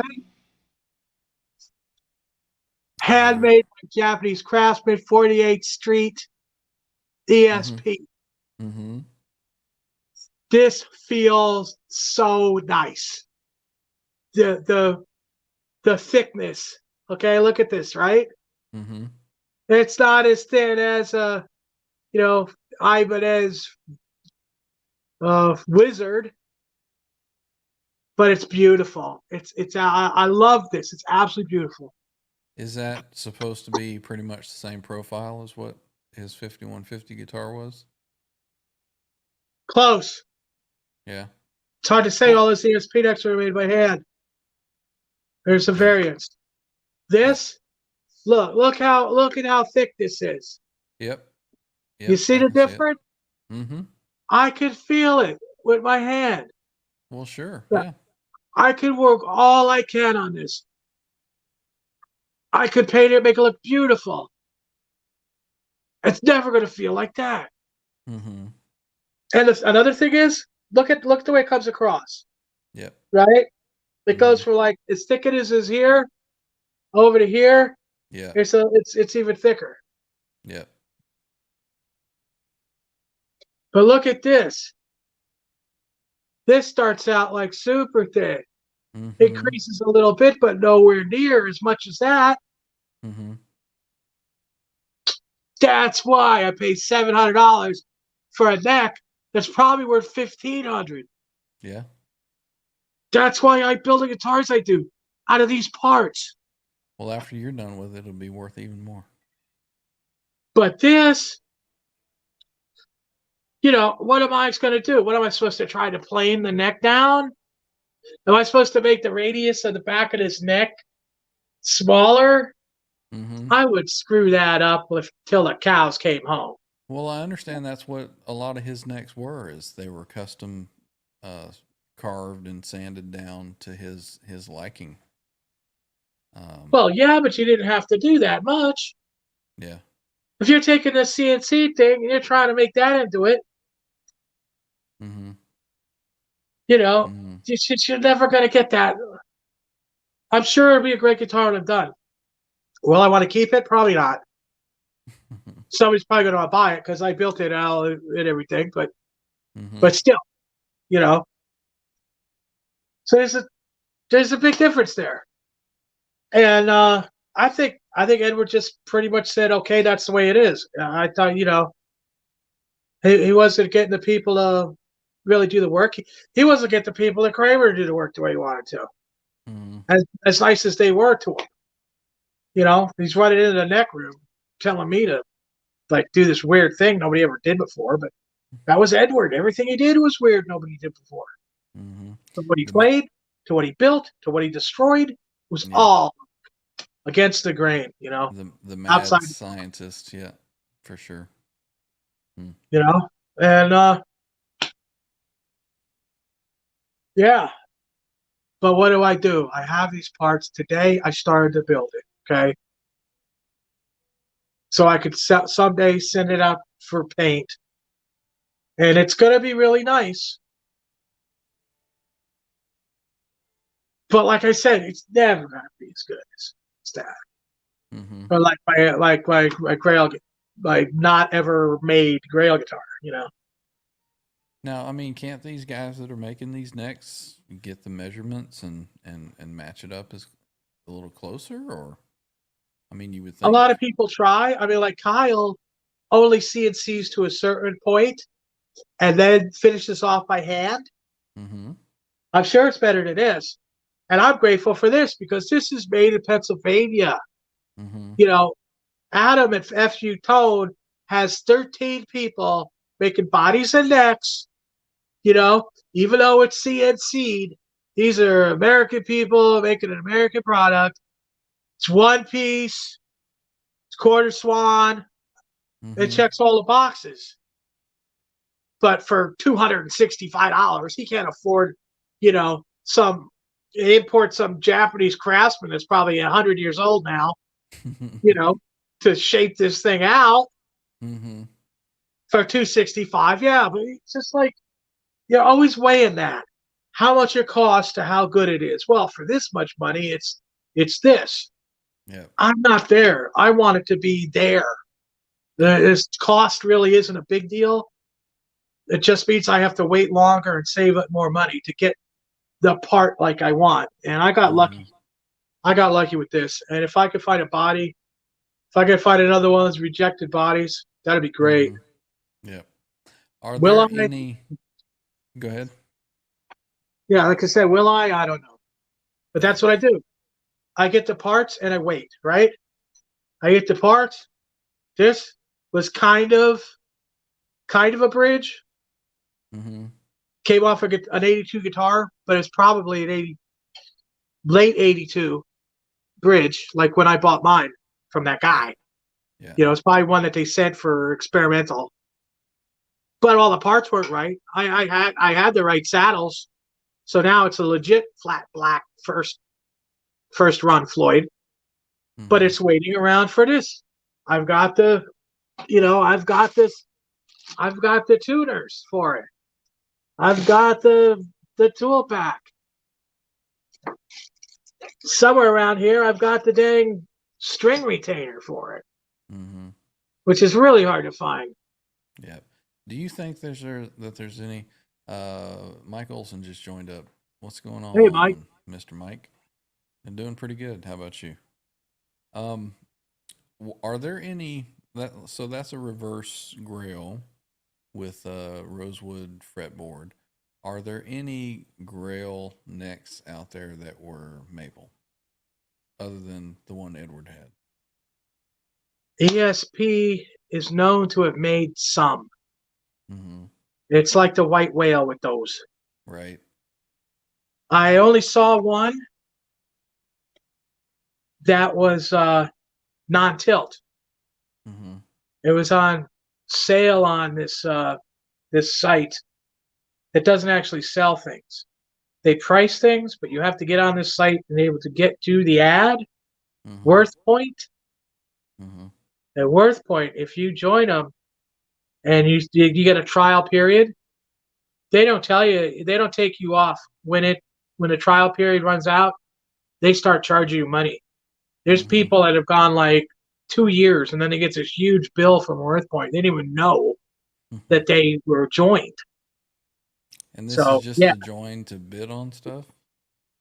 Well, it's not even that. They say that what they do is help people find how much something is worth. Gotcha. But you cannot access the sites without being a member of Worth Point. Like you could go to eBay in England, where this neck was, but you cannot access the site, so you're not going to know how much they want, where it is, if it's sold, nothing. Can't make an offer, nothing like that. Gotcha. That's the only time I saw one of those maple ones. Now, Alien Nation had a tilted one, but Alien Nation, they've got it's probably an 85 regular Grail banana with like some lynch stripe paint job on the headstock, right? Just the neck. And he's brought the price down to $2,000. He was asking $2,800 just for the neck. Just for the neck. Wow. It's 85. It's 85. It's like the same as this, but it's not reverse. If it was reverse, it'd probably be even more. Yeah, Alien Nation. And a lot of times the stuff they have, I'm not really sure about it. They got a whole thing about the history of Floyd Rose on there. But he wasn't there. He's just reading stuff off of wherever, Wikipedia or some website. Yeah. From a bunch of people that they weren't there either, So, I mean, I've been reading that stuff forever. I'm like, no, that's wrong. No, that's wrong. Where'd they get this? You got to be kidding. Yeah. That's why if I ever find a Kramer that I'm interested in, I'm going to run it by you first and make sure that it's Robbie approved. Because if it isn't, I'm going to say, what the hell is that? Right?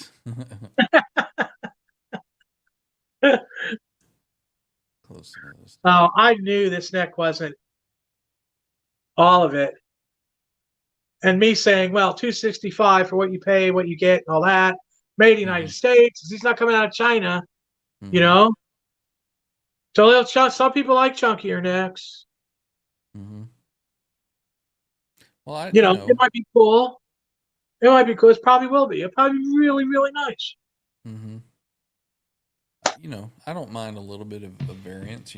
Every guitar that I have feels a little bit different, but you get used to it within a couple minutes of playing it. But what I do not like is like the big baseball bat kind of feeling necks. It's not Gibson there.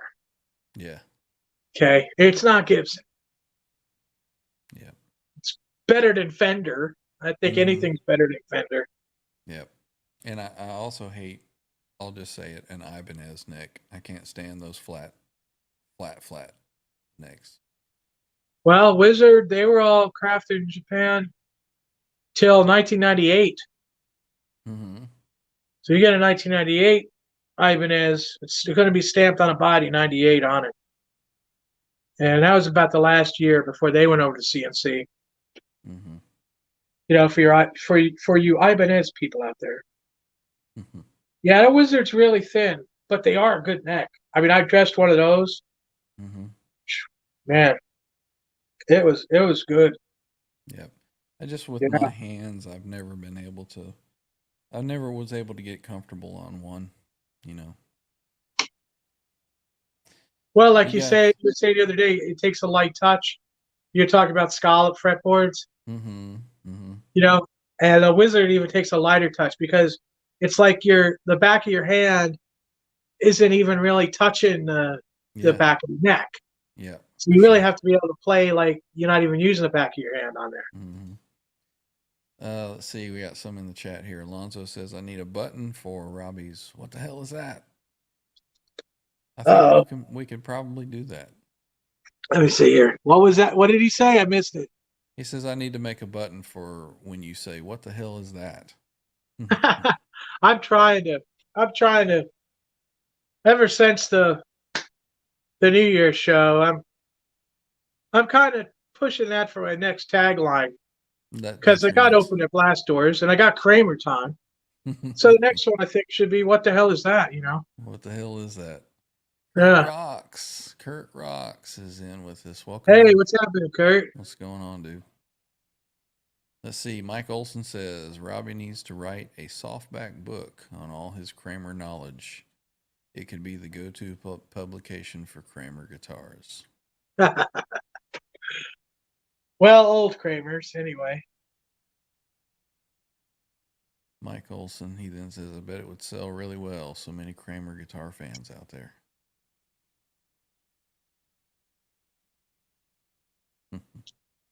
Huh. Six says, same. He has an Ibanez with a Wizard 3 neck. They're thin but wide. Ernie Ball, Music Man, EVH all the way. Yeah. I never could get used to those Ibanez necks. CC, welcome, dude. What's been going on? Haven't What's up, seen you in a CC? while. Let's see, we got anybody else here? We got the whole crew here, Ryan. Yeah. There's a few of us. Now all we need is Amanda to drop in. And we'll be complete. Oh, R2, R3, where's he at? Need him in here. Yeah.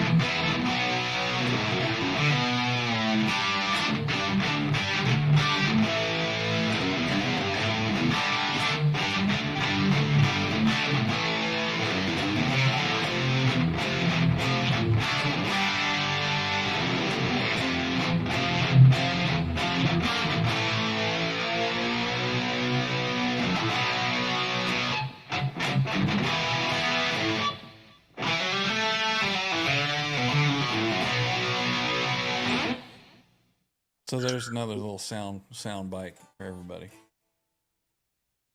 Little Steinberger action. Fire in the hole. Tyler is at. Wait. Let's see. Sounds so good. Thank you, Mike. Sounds wicked. Thank you, sir. Cece said Robbie wants that tone deep down inside. Ha ha ha ha ha ha.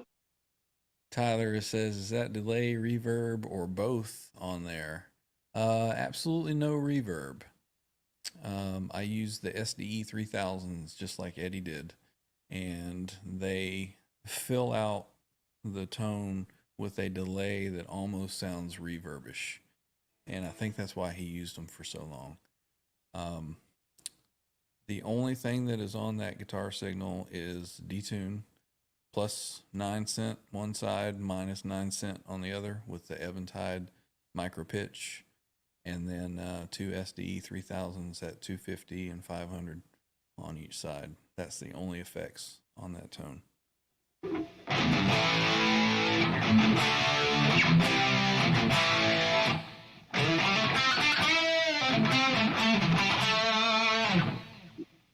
So if you listen to the delay when I stop, if you got headphones on, you'll hear it bounce from side to side.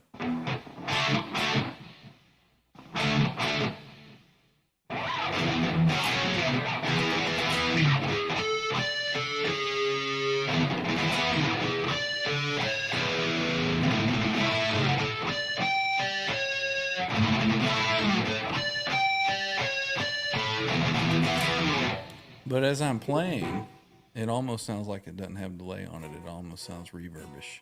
At least that's what I think. What do you think, Robbie? Back to you. Ah, that's shocking. I want to take it back. To take it back. Ah, to you. I'm back. To you. Ah.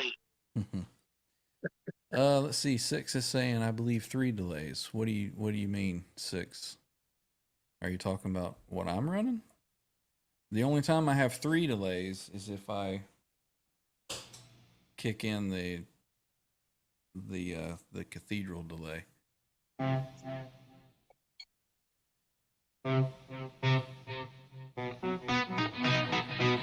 It's hard to play it on the Steinberger.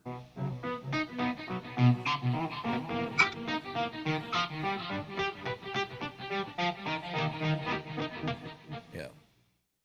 This active circuit or whatever it has in there, it's like just barely you crack it and it's on like full volume. So it's really hard to do that on this guitar. But that's typically the only time that I'll run 3 delays is when I kick in that cathedral delay. And it also gives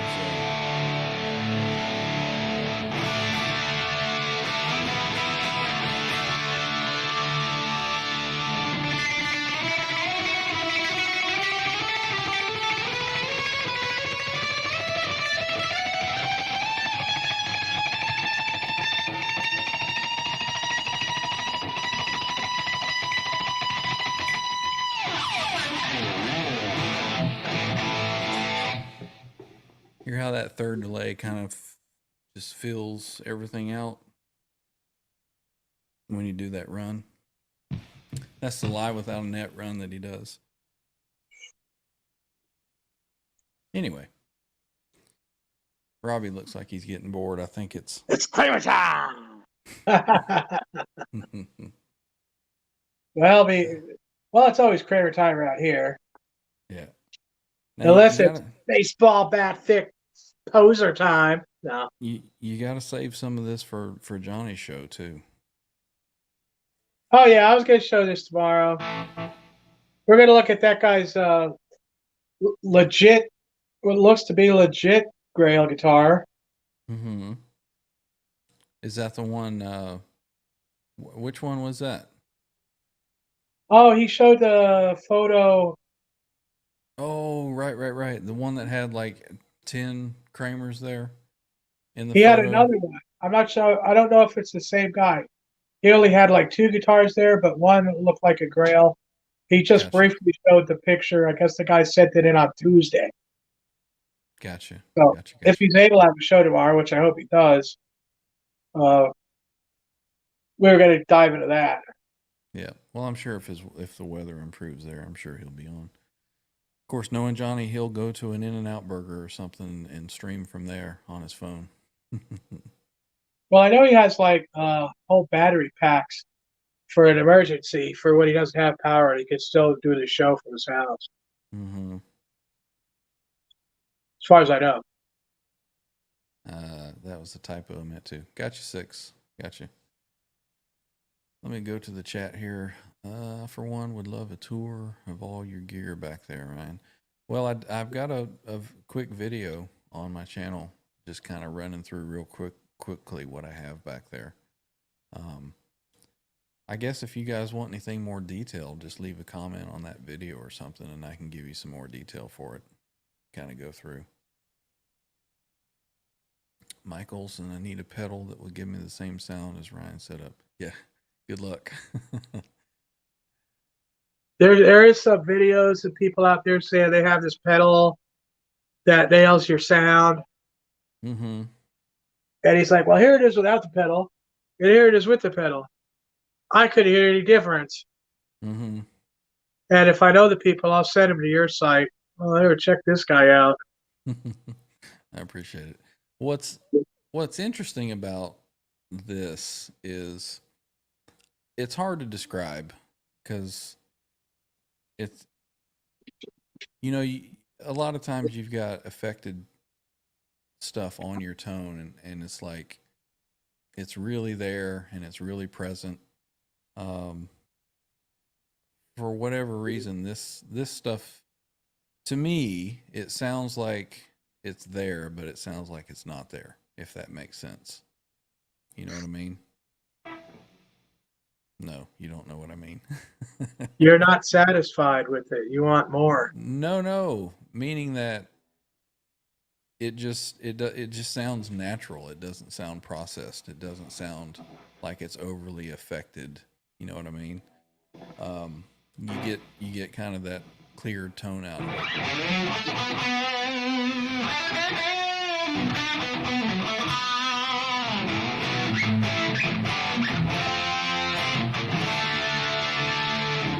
Like it's not drowning in effects. It sounds natural, but it sounds, it has effects on it, but it just sounds more natural. I don't know. Maybe it's just me. I'm used to it.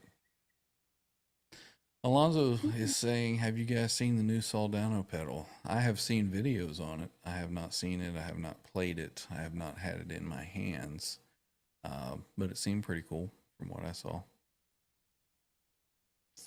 Mike Olson said he's drinking. Cheers, Mr. Mike Olson. Dan. Michael Olson, it's Kramer time. Dan Gorman says, have one for me, Mike. Oh, that's right. Every time. It's Kramer time. I'm going to get some guys drunk here. It's Kramer time. Let's see. That pedal sounds great. Oh, that's the Soldano pedal you're talking about? Gotcha. Well, what else you got, Robbie? Oh, not a whole lot. I got a request for our next video to be Sugar Mountain. And I'm thinking what I'm going to do is I'll do acoustic stuff on a weekend. Mm-hmm. Like on Saturday or something. Mm-hmm. And I'll release it. And then I'll keep doing my, my electric videos on Wednesday. So doing it like that. Your electric but I don't videos, know what the... like... Your electric videos, like Take Me to Funky Town, Take Me Down to Electric Avenue. What song? What was that song? Lori had Funky Want to Town. rock down to Electric Avenue, and then we'll make it higher. Who is that? Why did that just pop into my head? I don't know. Sounds like a personal problem. Yeah, I think it might be. All right, I'm gonna put the Steinberger away. And I've got the Stealth that I'm going to put back on, because I think that we should maybe do some type of collaboration, Robbie, where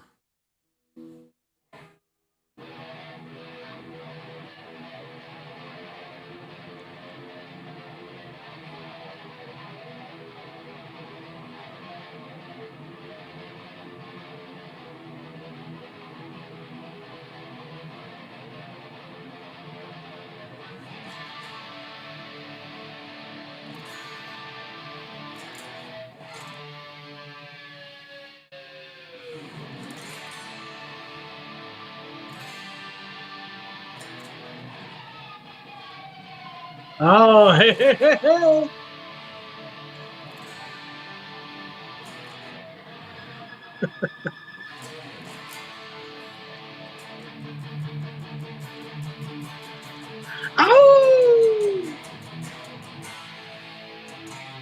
Oh, where does it go to after that? Where does it go to after that A?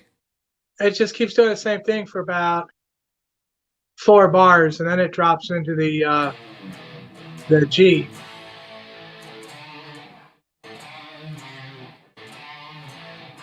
He does a little lick right there, though. I'll have to figure that out.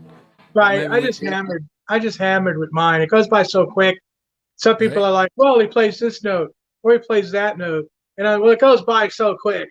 They got all Yeah. this stuff going on, feedback going off, all this other crazy stuff going on. Mm-hmm. Yeah, I pretty much winged it.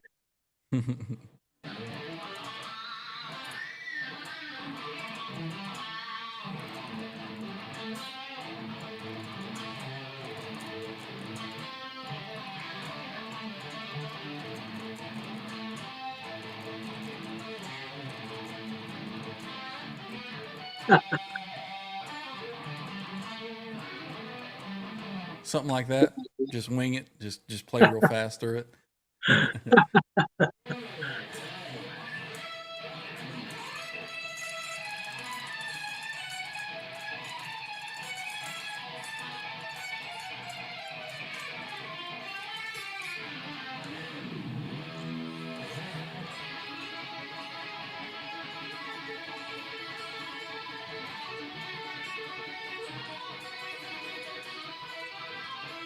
I haven't played that in so long. I've forgotten all that.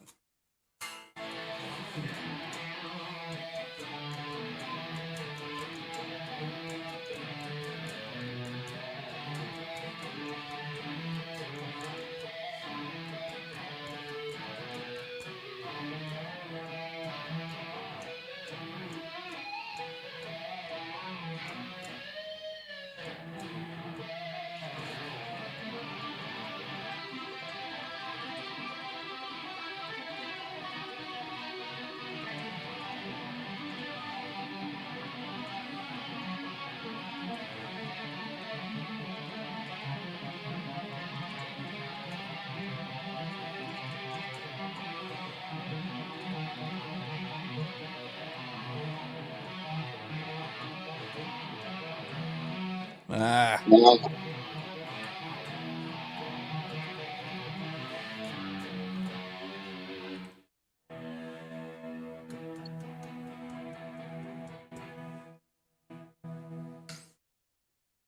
That's hard to play sitting in a chair like this. Oh man, playing is hard in a chair, whatever you're doing. Mm-hmm. Especially when you don't know how to play. Well, don't sell yourself short, Ryan. I've heard some You know, pretty good stuff coming out of you, man. I'm my own worst critic, I think. So Kinda.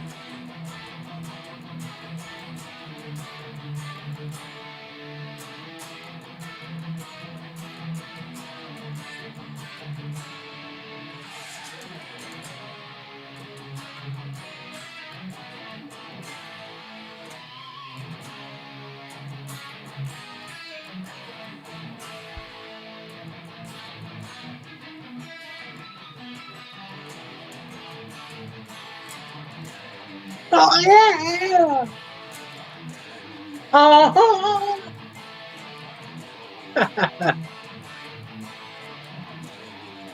What's that? What's that sound? All tight and bottom down.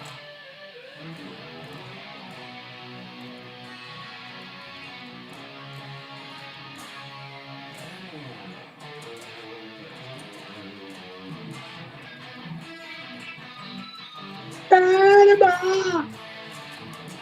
Panama! Panama! man, I can't believe I've remembered as much of that as I have.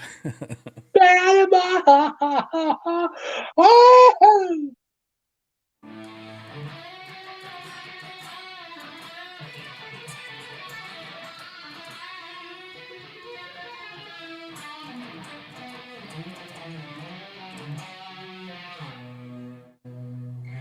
Well, that's damn good there, man.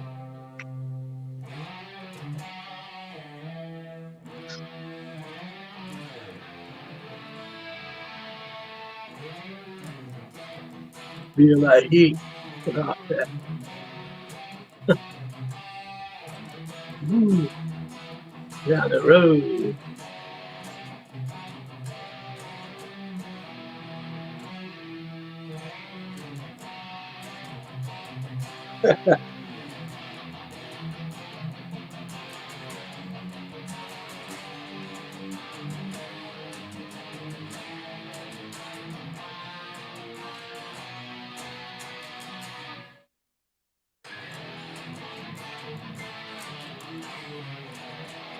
Close enough.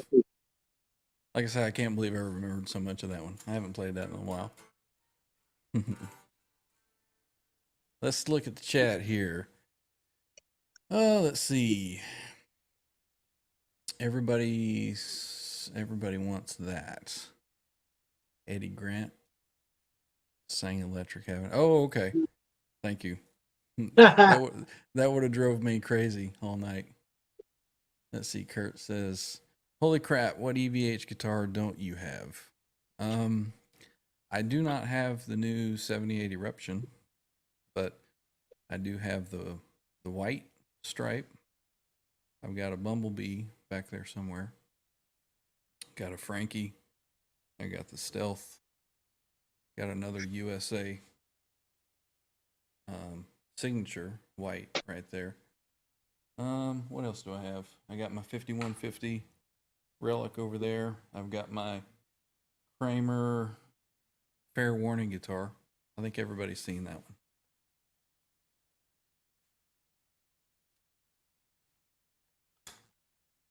Everybody seen that one already?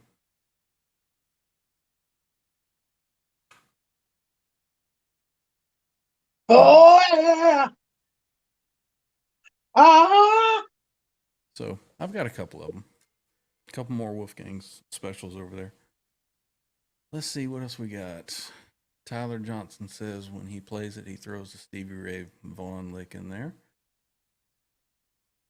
I'm the one meets 5150. Yeah.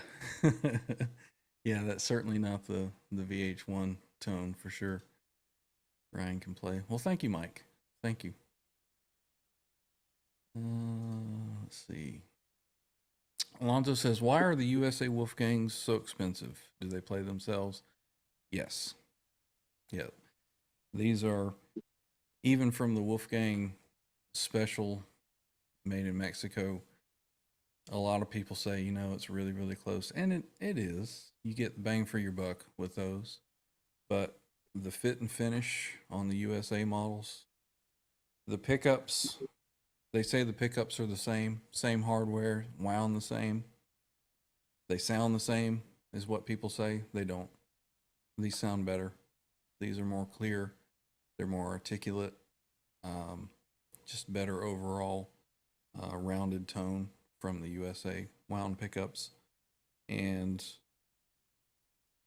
everybody can say they're the same exact from the Korean made pickups, but you won't convince me because I've got 4 of them and I can tell. Are they worth the money? To me, they were, because these just feel fantastic. The USA made ones. So I think they are.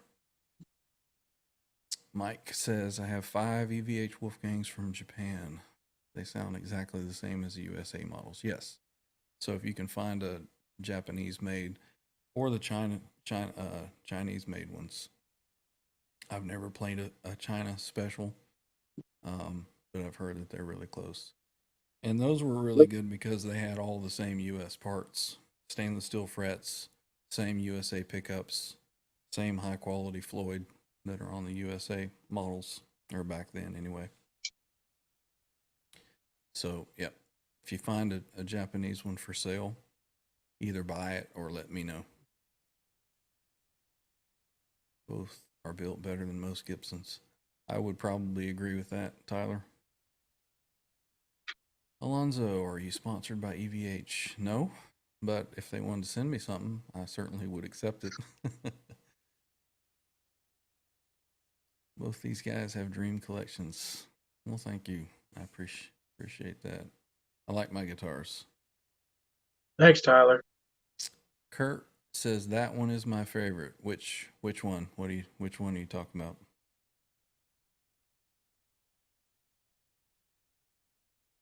Oh, the stealth. Oh, the Fair Warning guitar. I got you.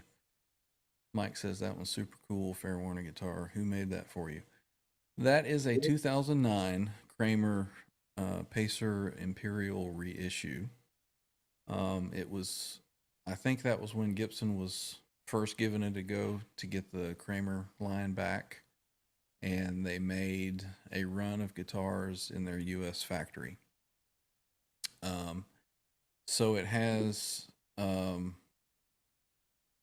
think, you know what? I didn't really care, but Robbie seems to think that it might be a maple body. It's got some heft to it. So I got that guitar and I bought it used from a guy. And I wanted to do, something special with it. I love the Fair Warning album artwork, and I always wanted that on a guitar.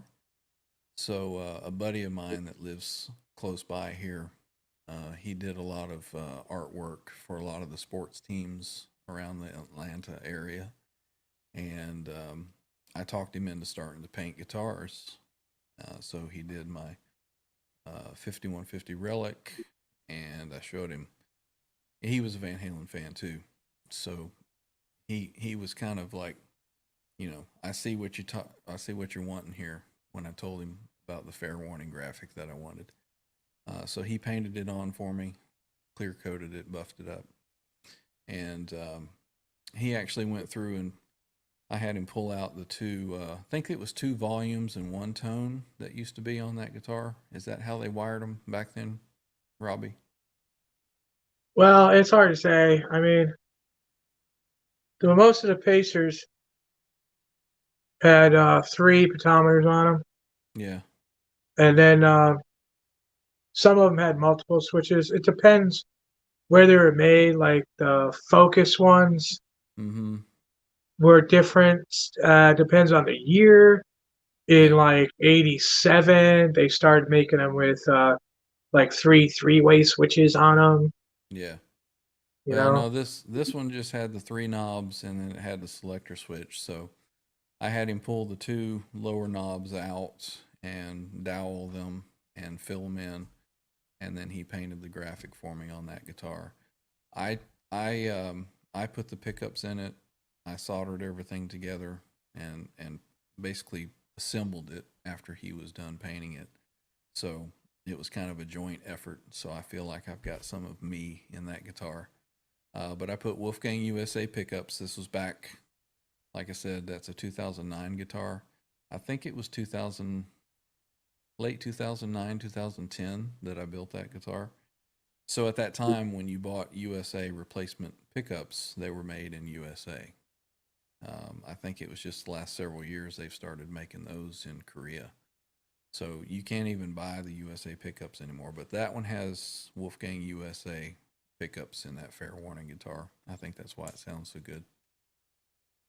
But yeah, that's one of those lifers that I'll never get rid of unless somebody really offers me a crazy amount of money for it. So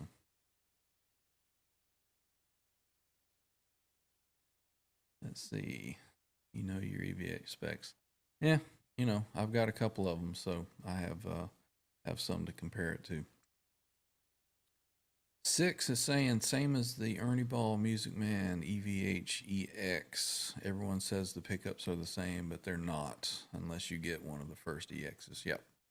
So the EXs that 6 is talking about, those were all the leftover parts that were shipped over to, was it Japan after Eddie left Ernie Ball? Do you know any of that story, Robbie? no, I know that he was like, he was basically never happy anywhere he did go. Mm-hmm. I know that much. Yeah, but the story is that all the parts that were left over when he left, they were no longer putting his name on it. So they shipped all the parts over to Japan, and they put put the guitars together, and they released the Axis EX, and it had the switch in the same location that his signature model had until they moved it on the Axis back to underneath the volume.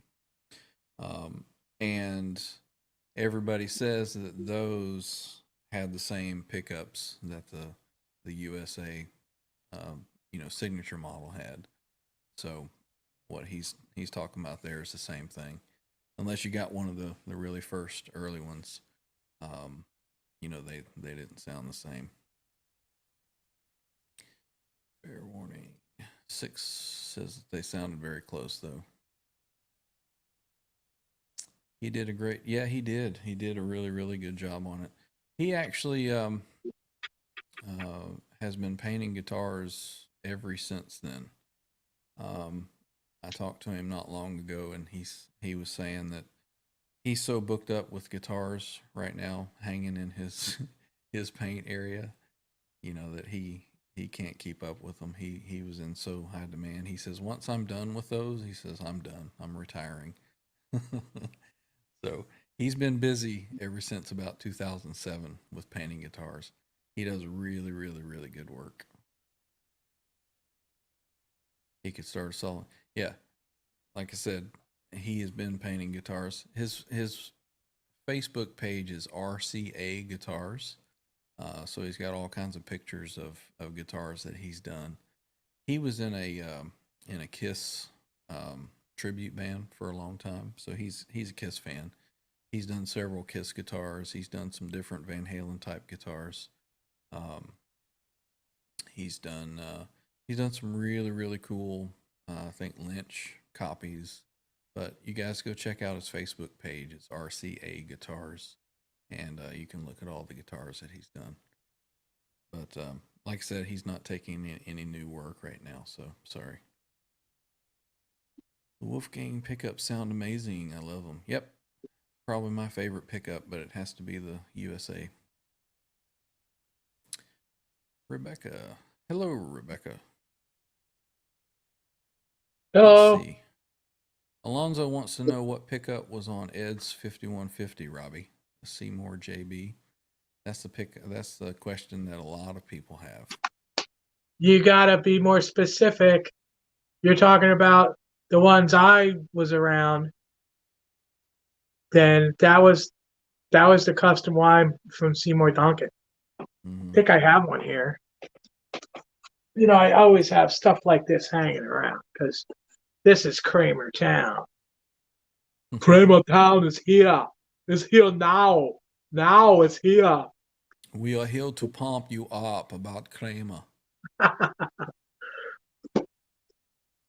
Oh, yeah.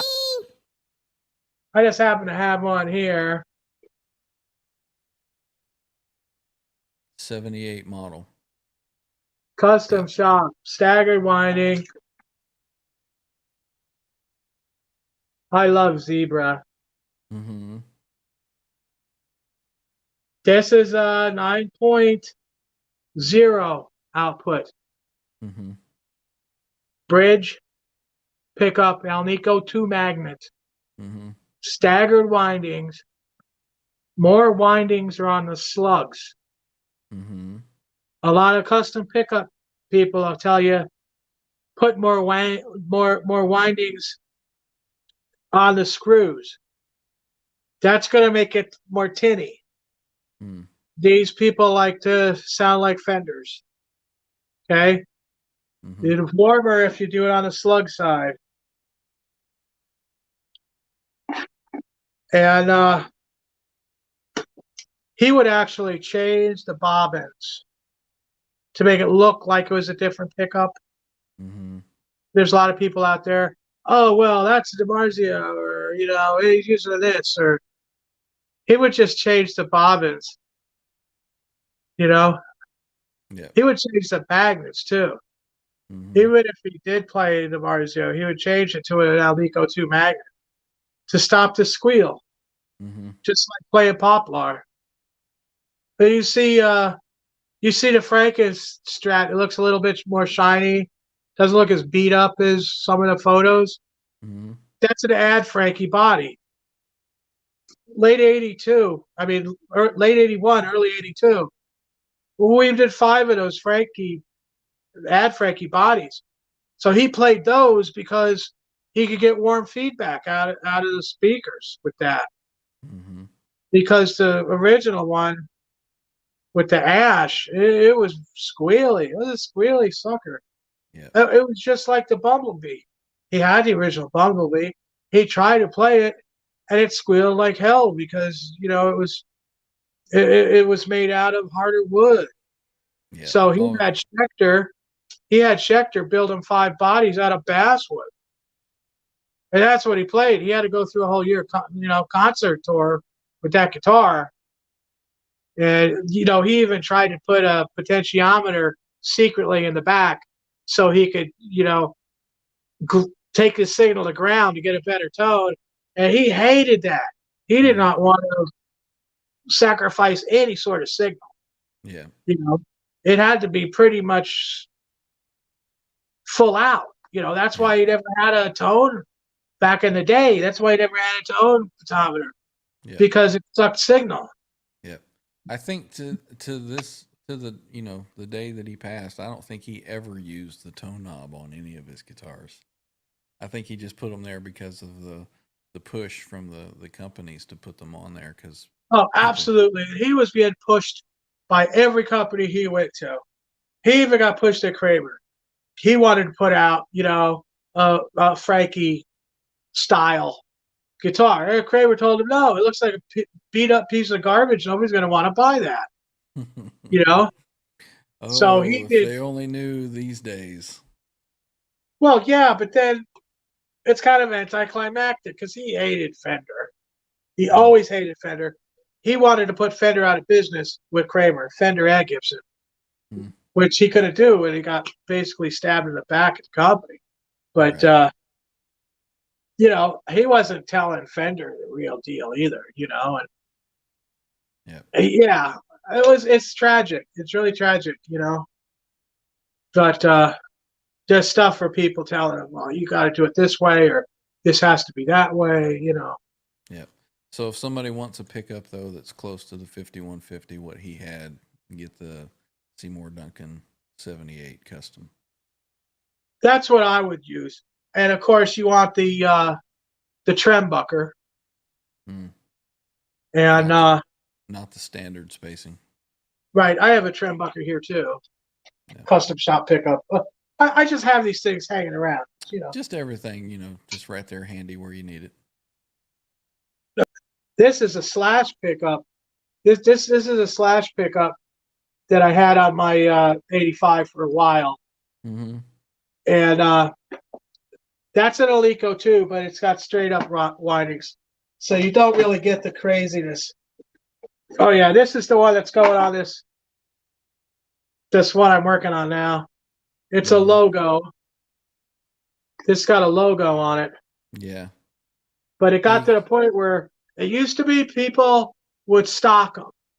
Mm-hmm. They would stock the 78 custom shop pickups.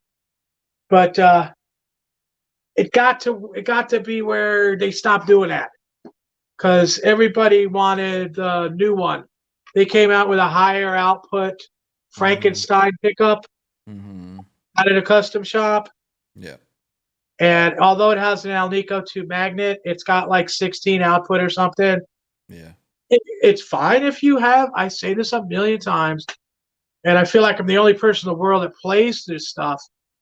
But if you have a solid state preamp, like if you play through a JCM 800 or a 100-watt Orange, that they're all circuit boards, solid state for the gain channels. Mm-hmm. If you have a modeler amp, it's the same thing. Then it doesn't matter. You can have, actually higher output sounds better in that type of situation. Yeah. If you're going through all tubes, you're using the LED diode in the box, so you can play at a lower volume, so you don't have to crank it all the way. Mm-hmm. I like the attenuator. That's like having a variac built right into the amp, right? Yeah. So always use that attenuator. You can turn up the volume, or you can push the tubes more, with that, it makes a difference. Yeah. And that's what I Gotcha. do.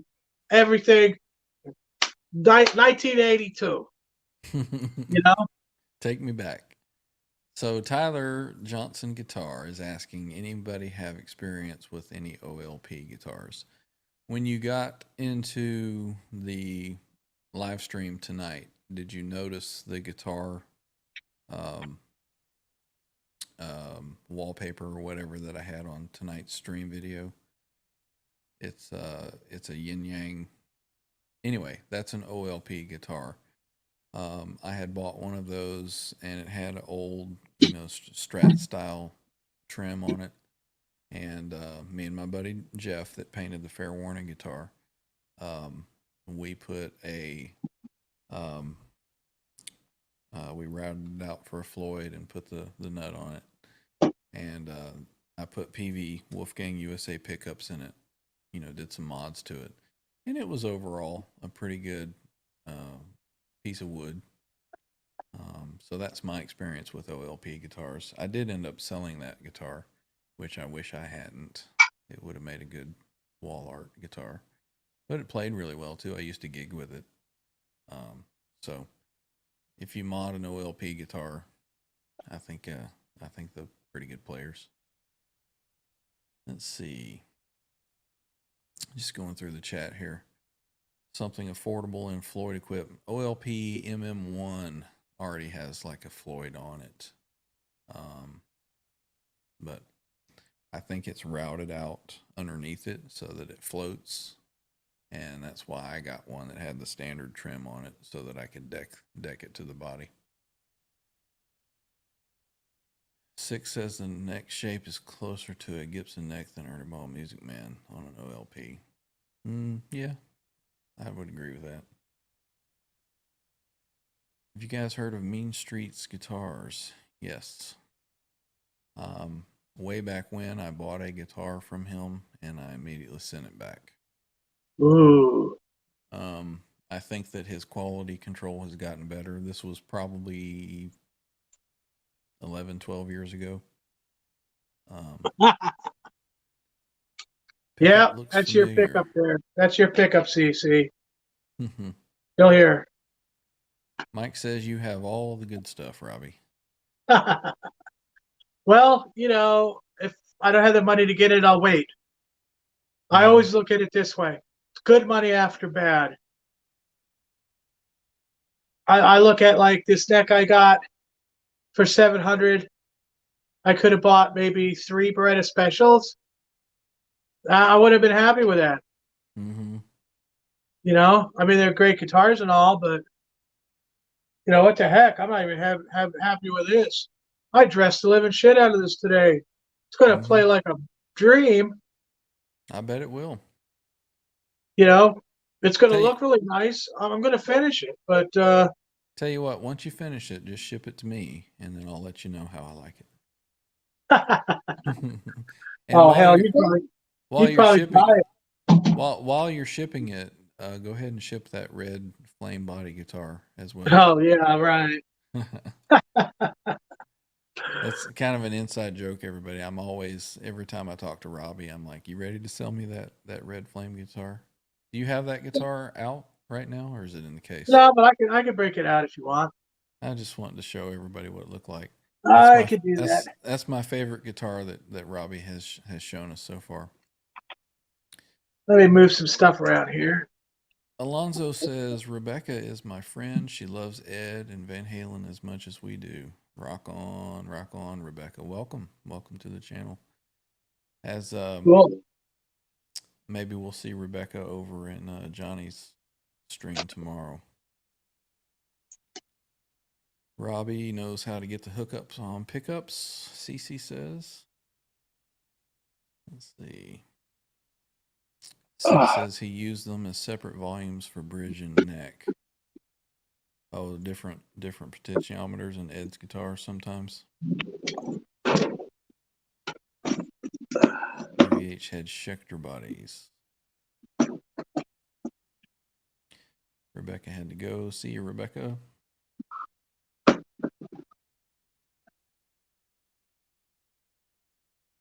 No deal. OLP. Yeah. I saw when I saw Van Halen in 1991. Eddie came out with a Yin Yang Ernie Ball Music Man and played Judgment Day on it. Remember that like it was yesterday, because I was like, that is cool. I have never seen him play a graphic guitar since he went to Ernie Ball Music Man. You know, it's always the quilt top or whatever. So that was the first time I had seen Eddie play a graphic guitar. And I was like, that is really, really cool. And it fits that guitar body so well that I wanted to see what it would look like on that OLP guitar. And it turned out really nice. Like I said, I should have kept that. Robbie got a visitor, probably his cat, walking through the door. Uh-huh. Mike says, yeah, be careful with Mean Street guitars. Yeah, like I said, that was a long time ago that I had bought one. I've heard better things about him recently, but yeah, I don't take my word on it either way. I've had 2 friends buy guitars from them. They sent them back. Yep, that was the same experience. Wow, 2 more. Yeah, and that was recently, Mike? Just recently that happened? So we're caught up in the chat. Let me get you back on here, Robbie. All right, let's see that Whoa. beautiful thing. Gee. What the hell? All right, Ryan. Oh, yes. Look at that beauty. Man, One that thing piece is of wood. nice. I picked it out myself. I think Bill Ising stole this piece of wood from Kramer. That's why they fired him. Mm. He stole a bunch. Do you have any videos where you're playing that guitar? Yes. I'll need to go and search through and look and find that. See how. Yeah, that thing you sounds. talk about love, which is just heart love, because at the time I was trying to not get copyrighted by changing the title, which doesn't work.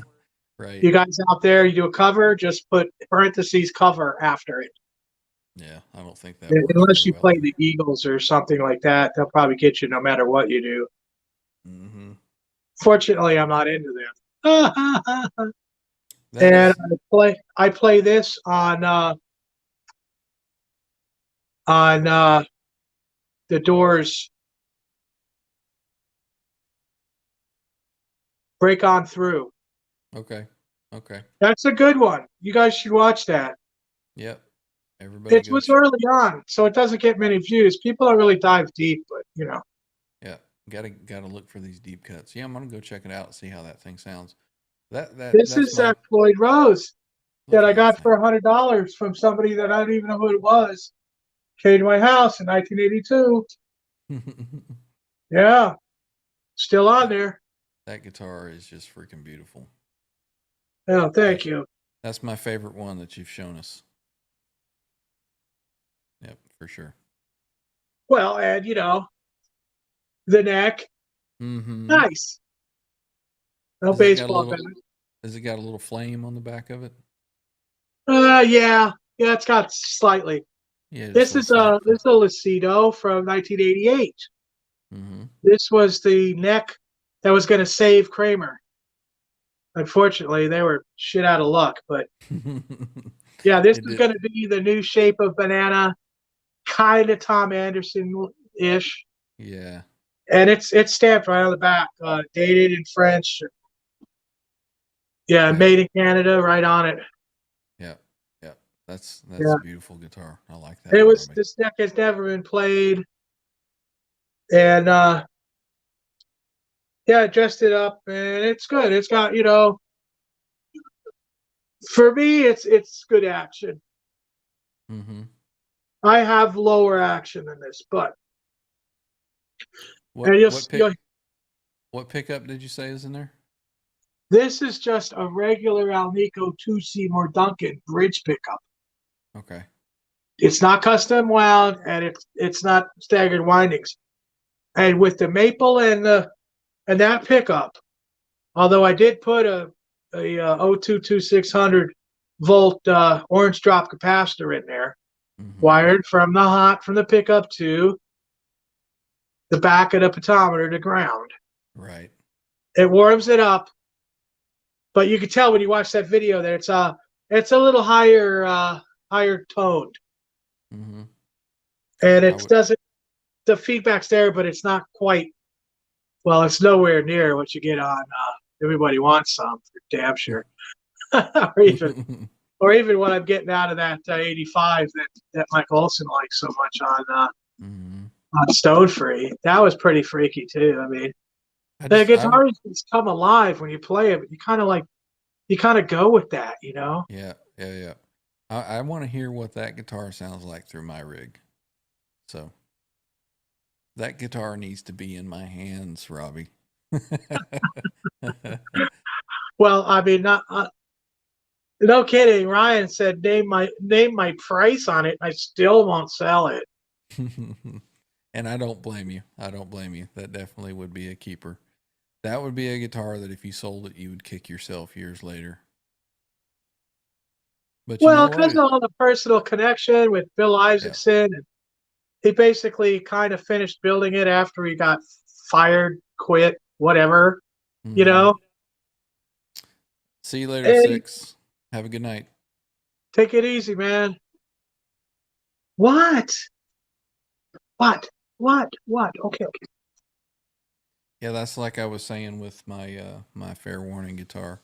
You know, I feel a connection with that guitar with putting it together and kind of doing what I wanted to it. And I think that even if somebody offered me stupid money for it and I sold it, I would probably still regret it.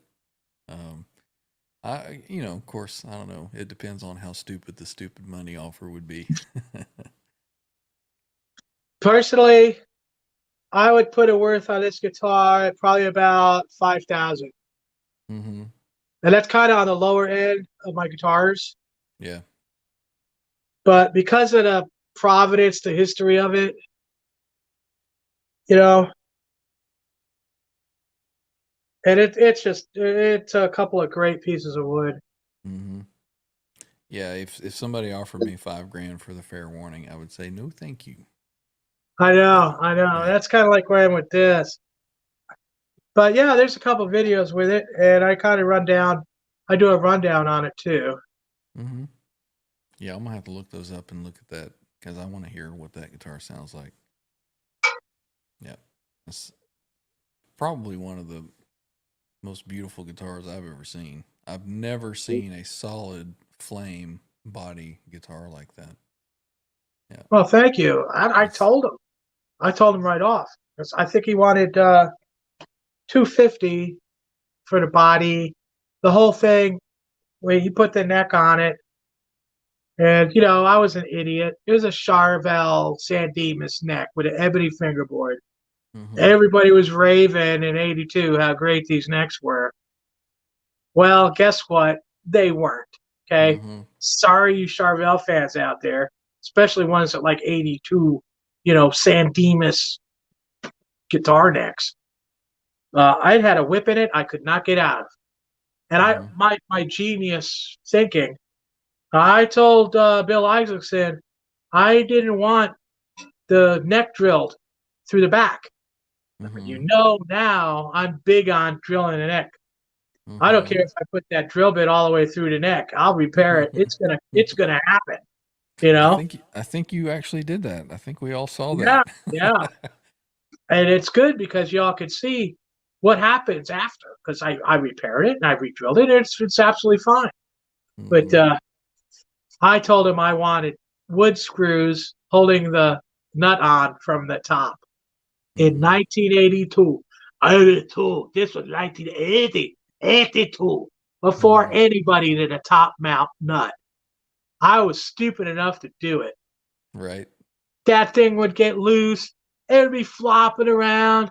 I'd be like, trying to fine tune it out.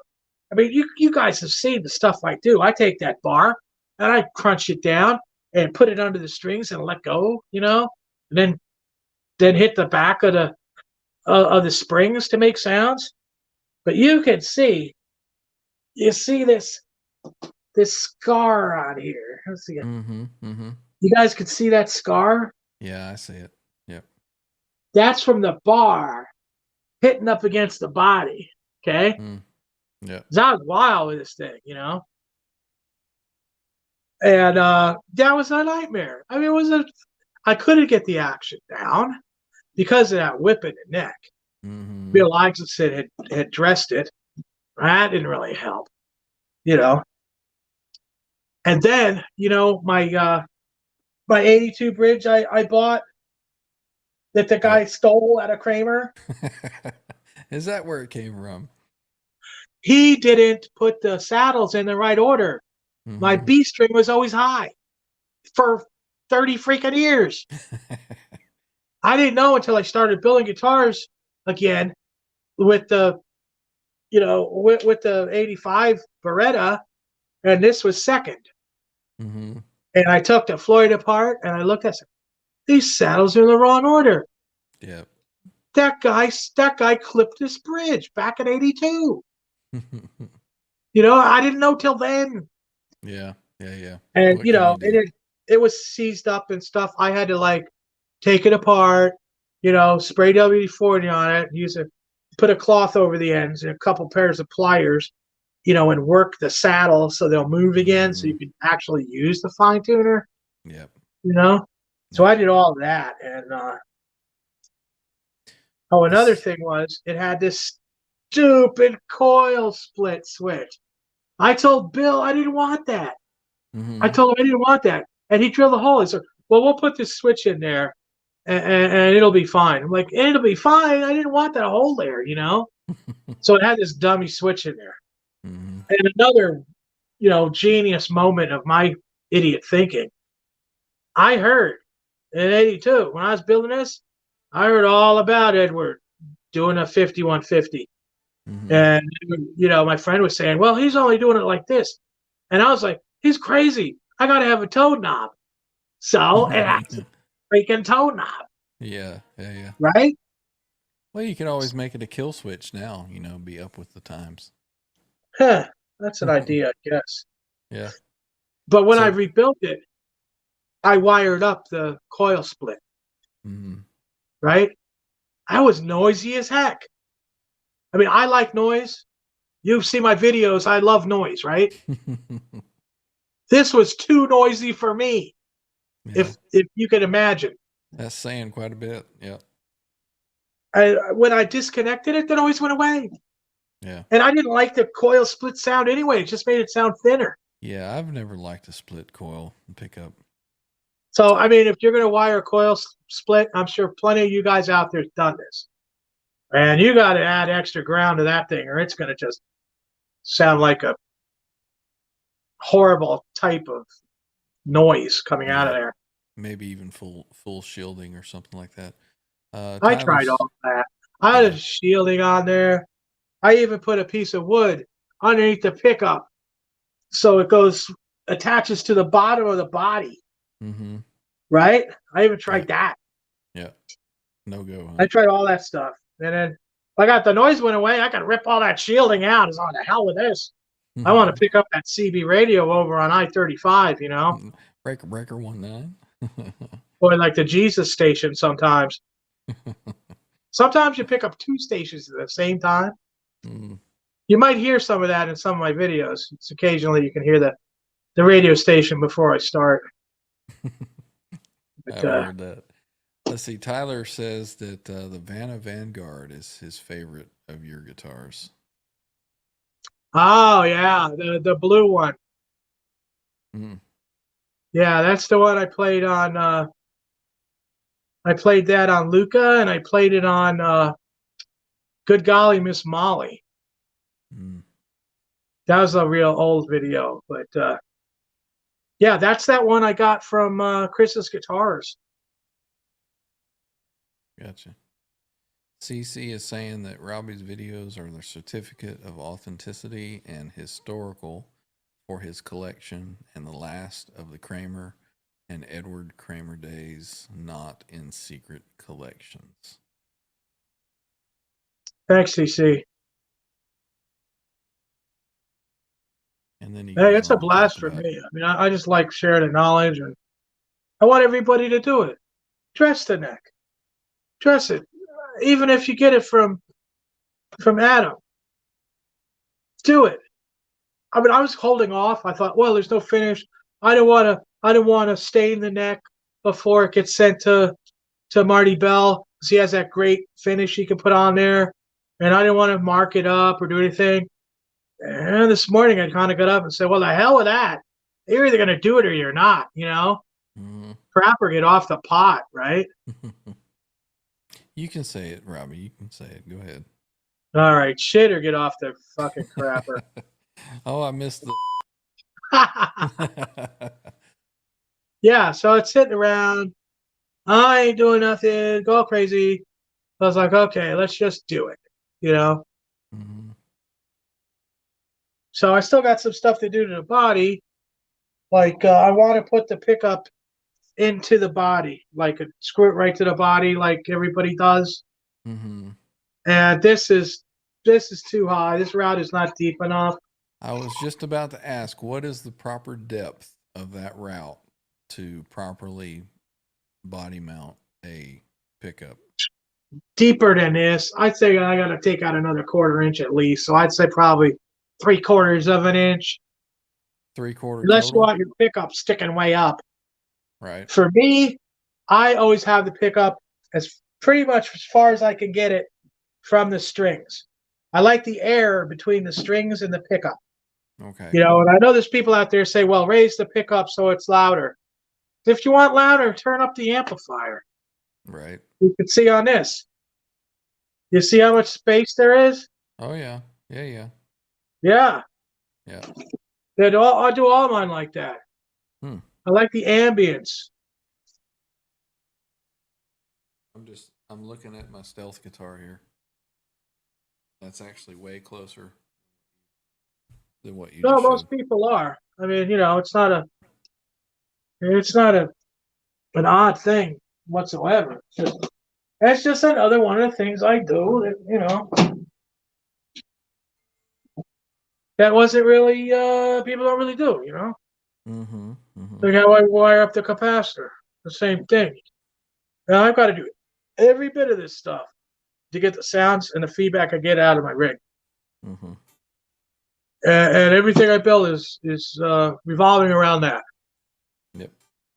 I'll say it here to you guys, and a lot of you will hate me, but when I was going to move out to Jersey and move in with my sister that had died. She died, and I couldn't move out there. The family didn't want me to move out there after she died. I know, sorry, sad story, but I move on. So I was cleaning out this house, and I'd get rid of a lot of stuff because she said I only had so much room for all my stuff. Mm-hmm. So I cleaned out the garage. I'm throwing away engines, engine blocks. I had a giant shelf full of old hardware, all kinds of old bolts from like the 70s and 80s because I stripped cars when I was back in Jersey. Mm-hmm. I had all the correct bolts for everything. I scrapped all of that. I got rid of the whole shelf full of all the old car paint and everything, and I was just getting rid of stuff left and right. And one of the things that I threw away was a JCM 800. This guy had me fix the hubs on his 4-wheel drive Chevy, one of those Mm-hmm. little Chevy trucks. Mm-hmm. And I mean, he was stuck here, and he lived in like Kansas. And he's like, well, the only thing I have is this amplifier. And he had the heat plate for it too, right? Mm-hmm. So I had that, but I knew I hated the way they sounded because they were a solid state preamp. Remember, I played the 71 Super League. Okay, Mm-hmm. that's where I got the sound that I liked so much. That's how I got my feedback without wax potting. So it's wild. I mean, your head was glued to the bridge, man. You took your Mm-hmm. palm off that, it would Yeah. squeal like a pig. Off it You went. know? Yep. And I always had it cranked up. I was blowing transformers every maybe 4 months, you know, and I had to get rid of stuff. So I threw that JCM 800 into a dumpster. Mm. You know, I hope you didn't throw any old Kramer bodies or anything away. no, I kept the Kramer. I had one Kramer body, and I had this body. Mm-hmm. I had the San Dimas neck on it, and I had that neck I pulled out of the dumpster at Kramer on that other one. Mm-hmm. That's what I started with. And the guy that was helping me, I was cleaning stuff up, and I had these parts, and I said, "Well, you can have these if you want them," but he didn't want them. So I wouldn't have these guitars if he'd have said, "Okay, I'll take them." Mm-hmm. Mm-hmm. You know. Hmm. But That's I good. mean, to me, I know a lot of people love that amp nowadays and everything, but I just didn't think it was like that the Plexi I liked. Mm-hmm. You The know, only and mar- even back then, I mean, that JCM 800 is a hybrid amp. It's got a solid state preamp. yeah. You know, Only Marshall amp I ever had was I think was it a 2203? I think I want to say it was a 50 watt, and it had been modded by Dave Friedman, and that was a badass little amp. I sold it for quite a good bit of money, but it wasn't really my thing because it was only like one channel. you know that's why I like the EVH amps, is because you actually have a clean rhythm and then a lead. Um, but I didn't really gel with that amp. That's the only Marshall that I've ever had. So. well, the Super Lead was nice. It had the 4 inputs so you could bridge it. Mm-hmm. So you had one volume for treble and one volume for bass, Mm-hmm. and that's how the Studio Vintage is. Except it's better because it's only 20 watts and it's got that attenuator built in. Is that the Origin you're talking about? No, Origins, no. You're not going to get this kind of sound out of an Origin. Hmm. Not even close. Like I say, I'm not much of a Marshall guy. Well, So. that's why they don't cost that much. I mean, this amp I paid $1,200 for it like 4 years ago, almost now, and they're going for more. A lot of people aren't selling them once they buy them either. But Mm-hmm. yeah, I was happy. I almost pulled the trigger on a Silver Jubilee, which also has a solid state preamp, but that was the closest I could get at the time. Yeah. And then they came out with this. So right when they first came out of this, you couldn't try it out. You couldn't get it in the store. Some people could order it. I think I got it out of Sweetwater, and Sweetwater had to order it. Right. That's how. Yeah, I got it right when it came out, and I was like, all right, everything sounds good. It had the right tubes in it, and I was like, okay, I'm going for this, and I'm so happy. But again, that's why you want amps going into a pine cabinet from Mojo Tone with 2 Celestion greenbacks. It's wired to 8 ohms. Mm-hmm. If you put more speakers than the 2 on there, you're gonna suck your signal. Right. It's all about signal strength. Edward knew damn well how to wire up a tone pot. He told everybody he didn't, but he did. Right. He just It's never not that wanted hard to do. Yeah. But that, even for Edward, that was sucking signal. Now I got the Vanguards, the 2 Vanguards, and I got the Condor. They both have 2 potentiometers, Mm-hmm. but you could still get bitch and feedback out of them. Mm-hmm. So you can get away with 2 potentiometers, but you can't go the third one. Right. Like the Pacers have the 3 of them. Yeah. That sucks signal like crazy.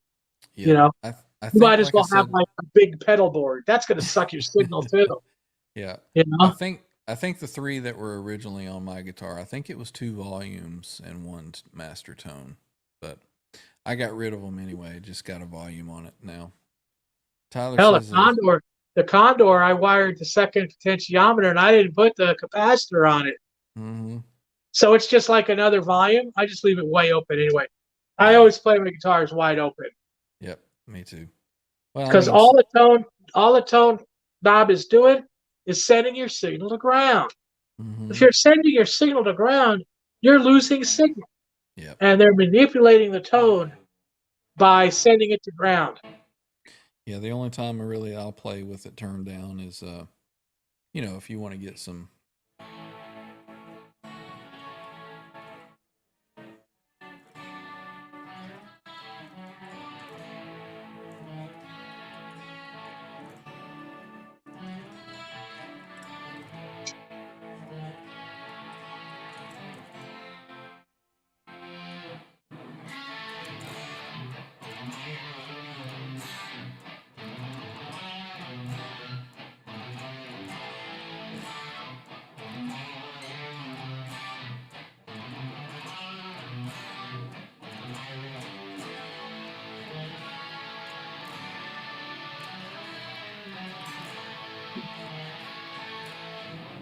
Okay, I'm done. But yeah. Woo! Well, look at there. We are coming up on 3 hours, and it is nearly 11:30 for me. So I got to work tomorrow. So I think that we will probably come to an end. As always, thank you for all your information, Robbie. I know everybody loves to hear your stories and your knowledge on guitars. So Well, thank you for sending me the link, man. yeah, man. You know, I That's just really cool. And, I I never. appreciate all of you out there, or rather, I should say, I appreciate you. You out there, you. Yeah. I appreciate you. I know that you know, sometimes we'll have a few of us that meet up over in Discord and just we see each other there, we get together, we have a chat.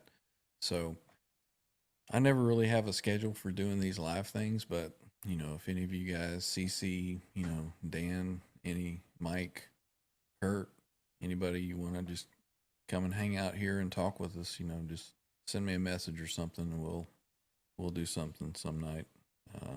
We'll just fire it up and everybody jump in. So appreciate everybody coming and hanging out.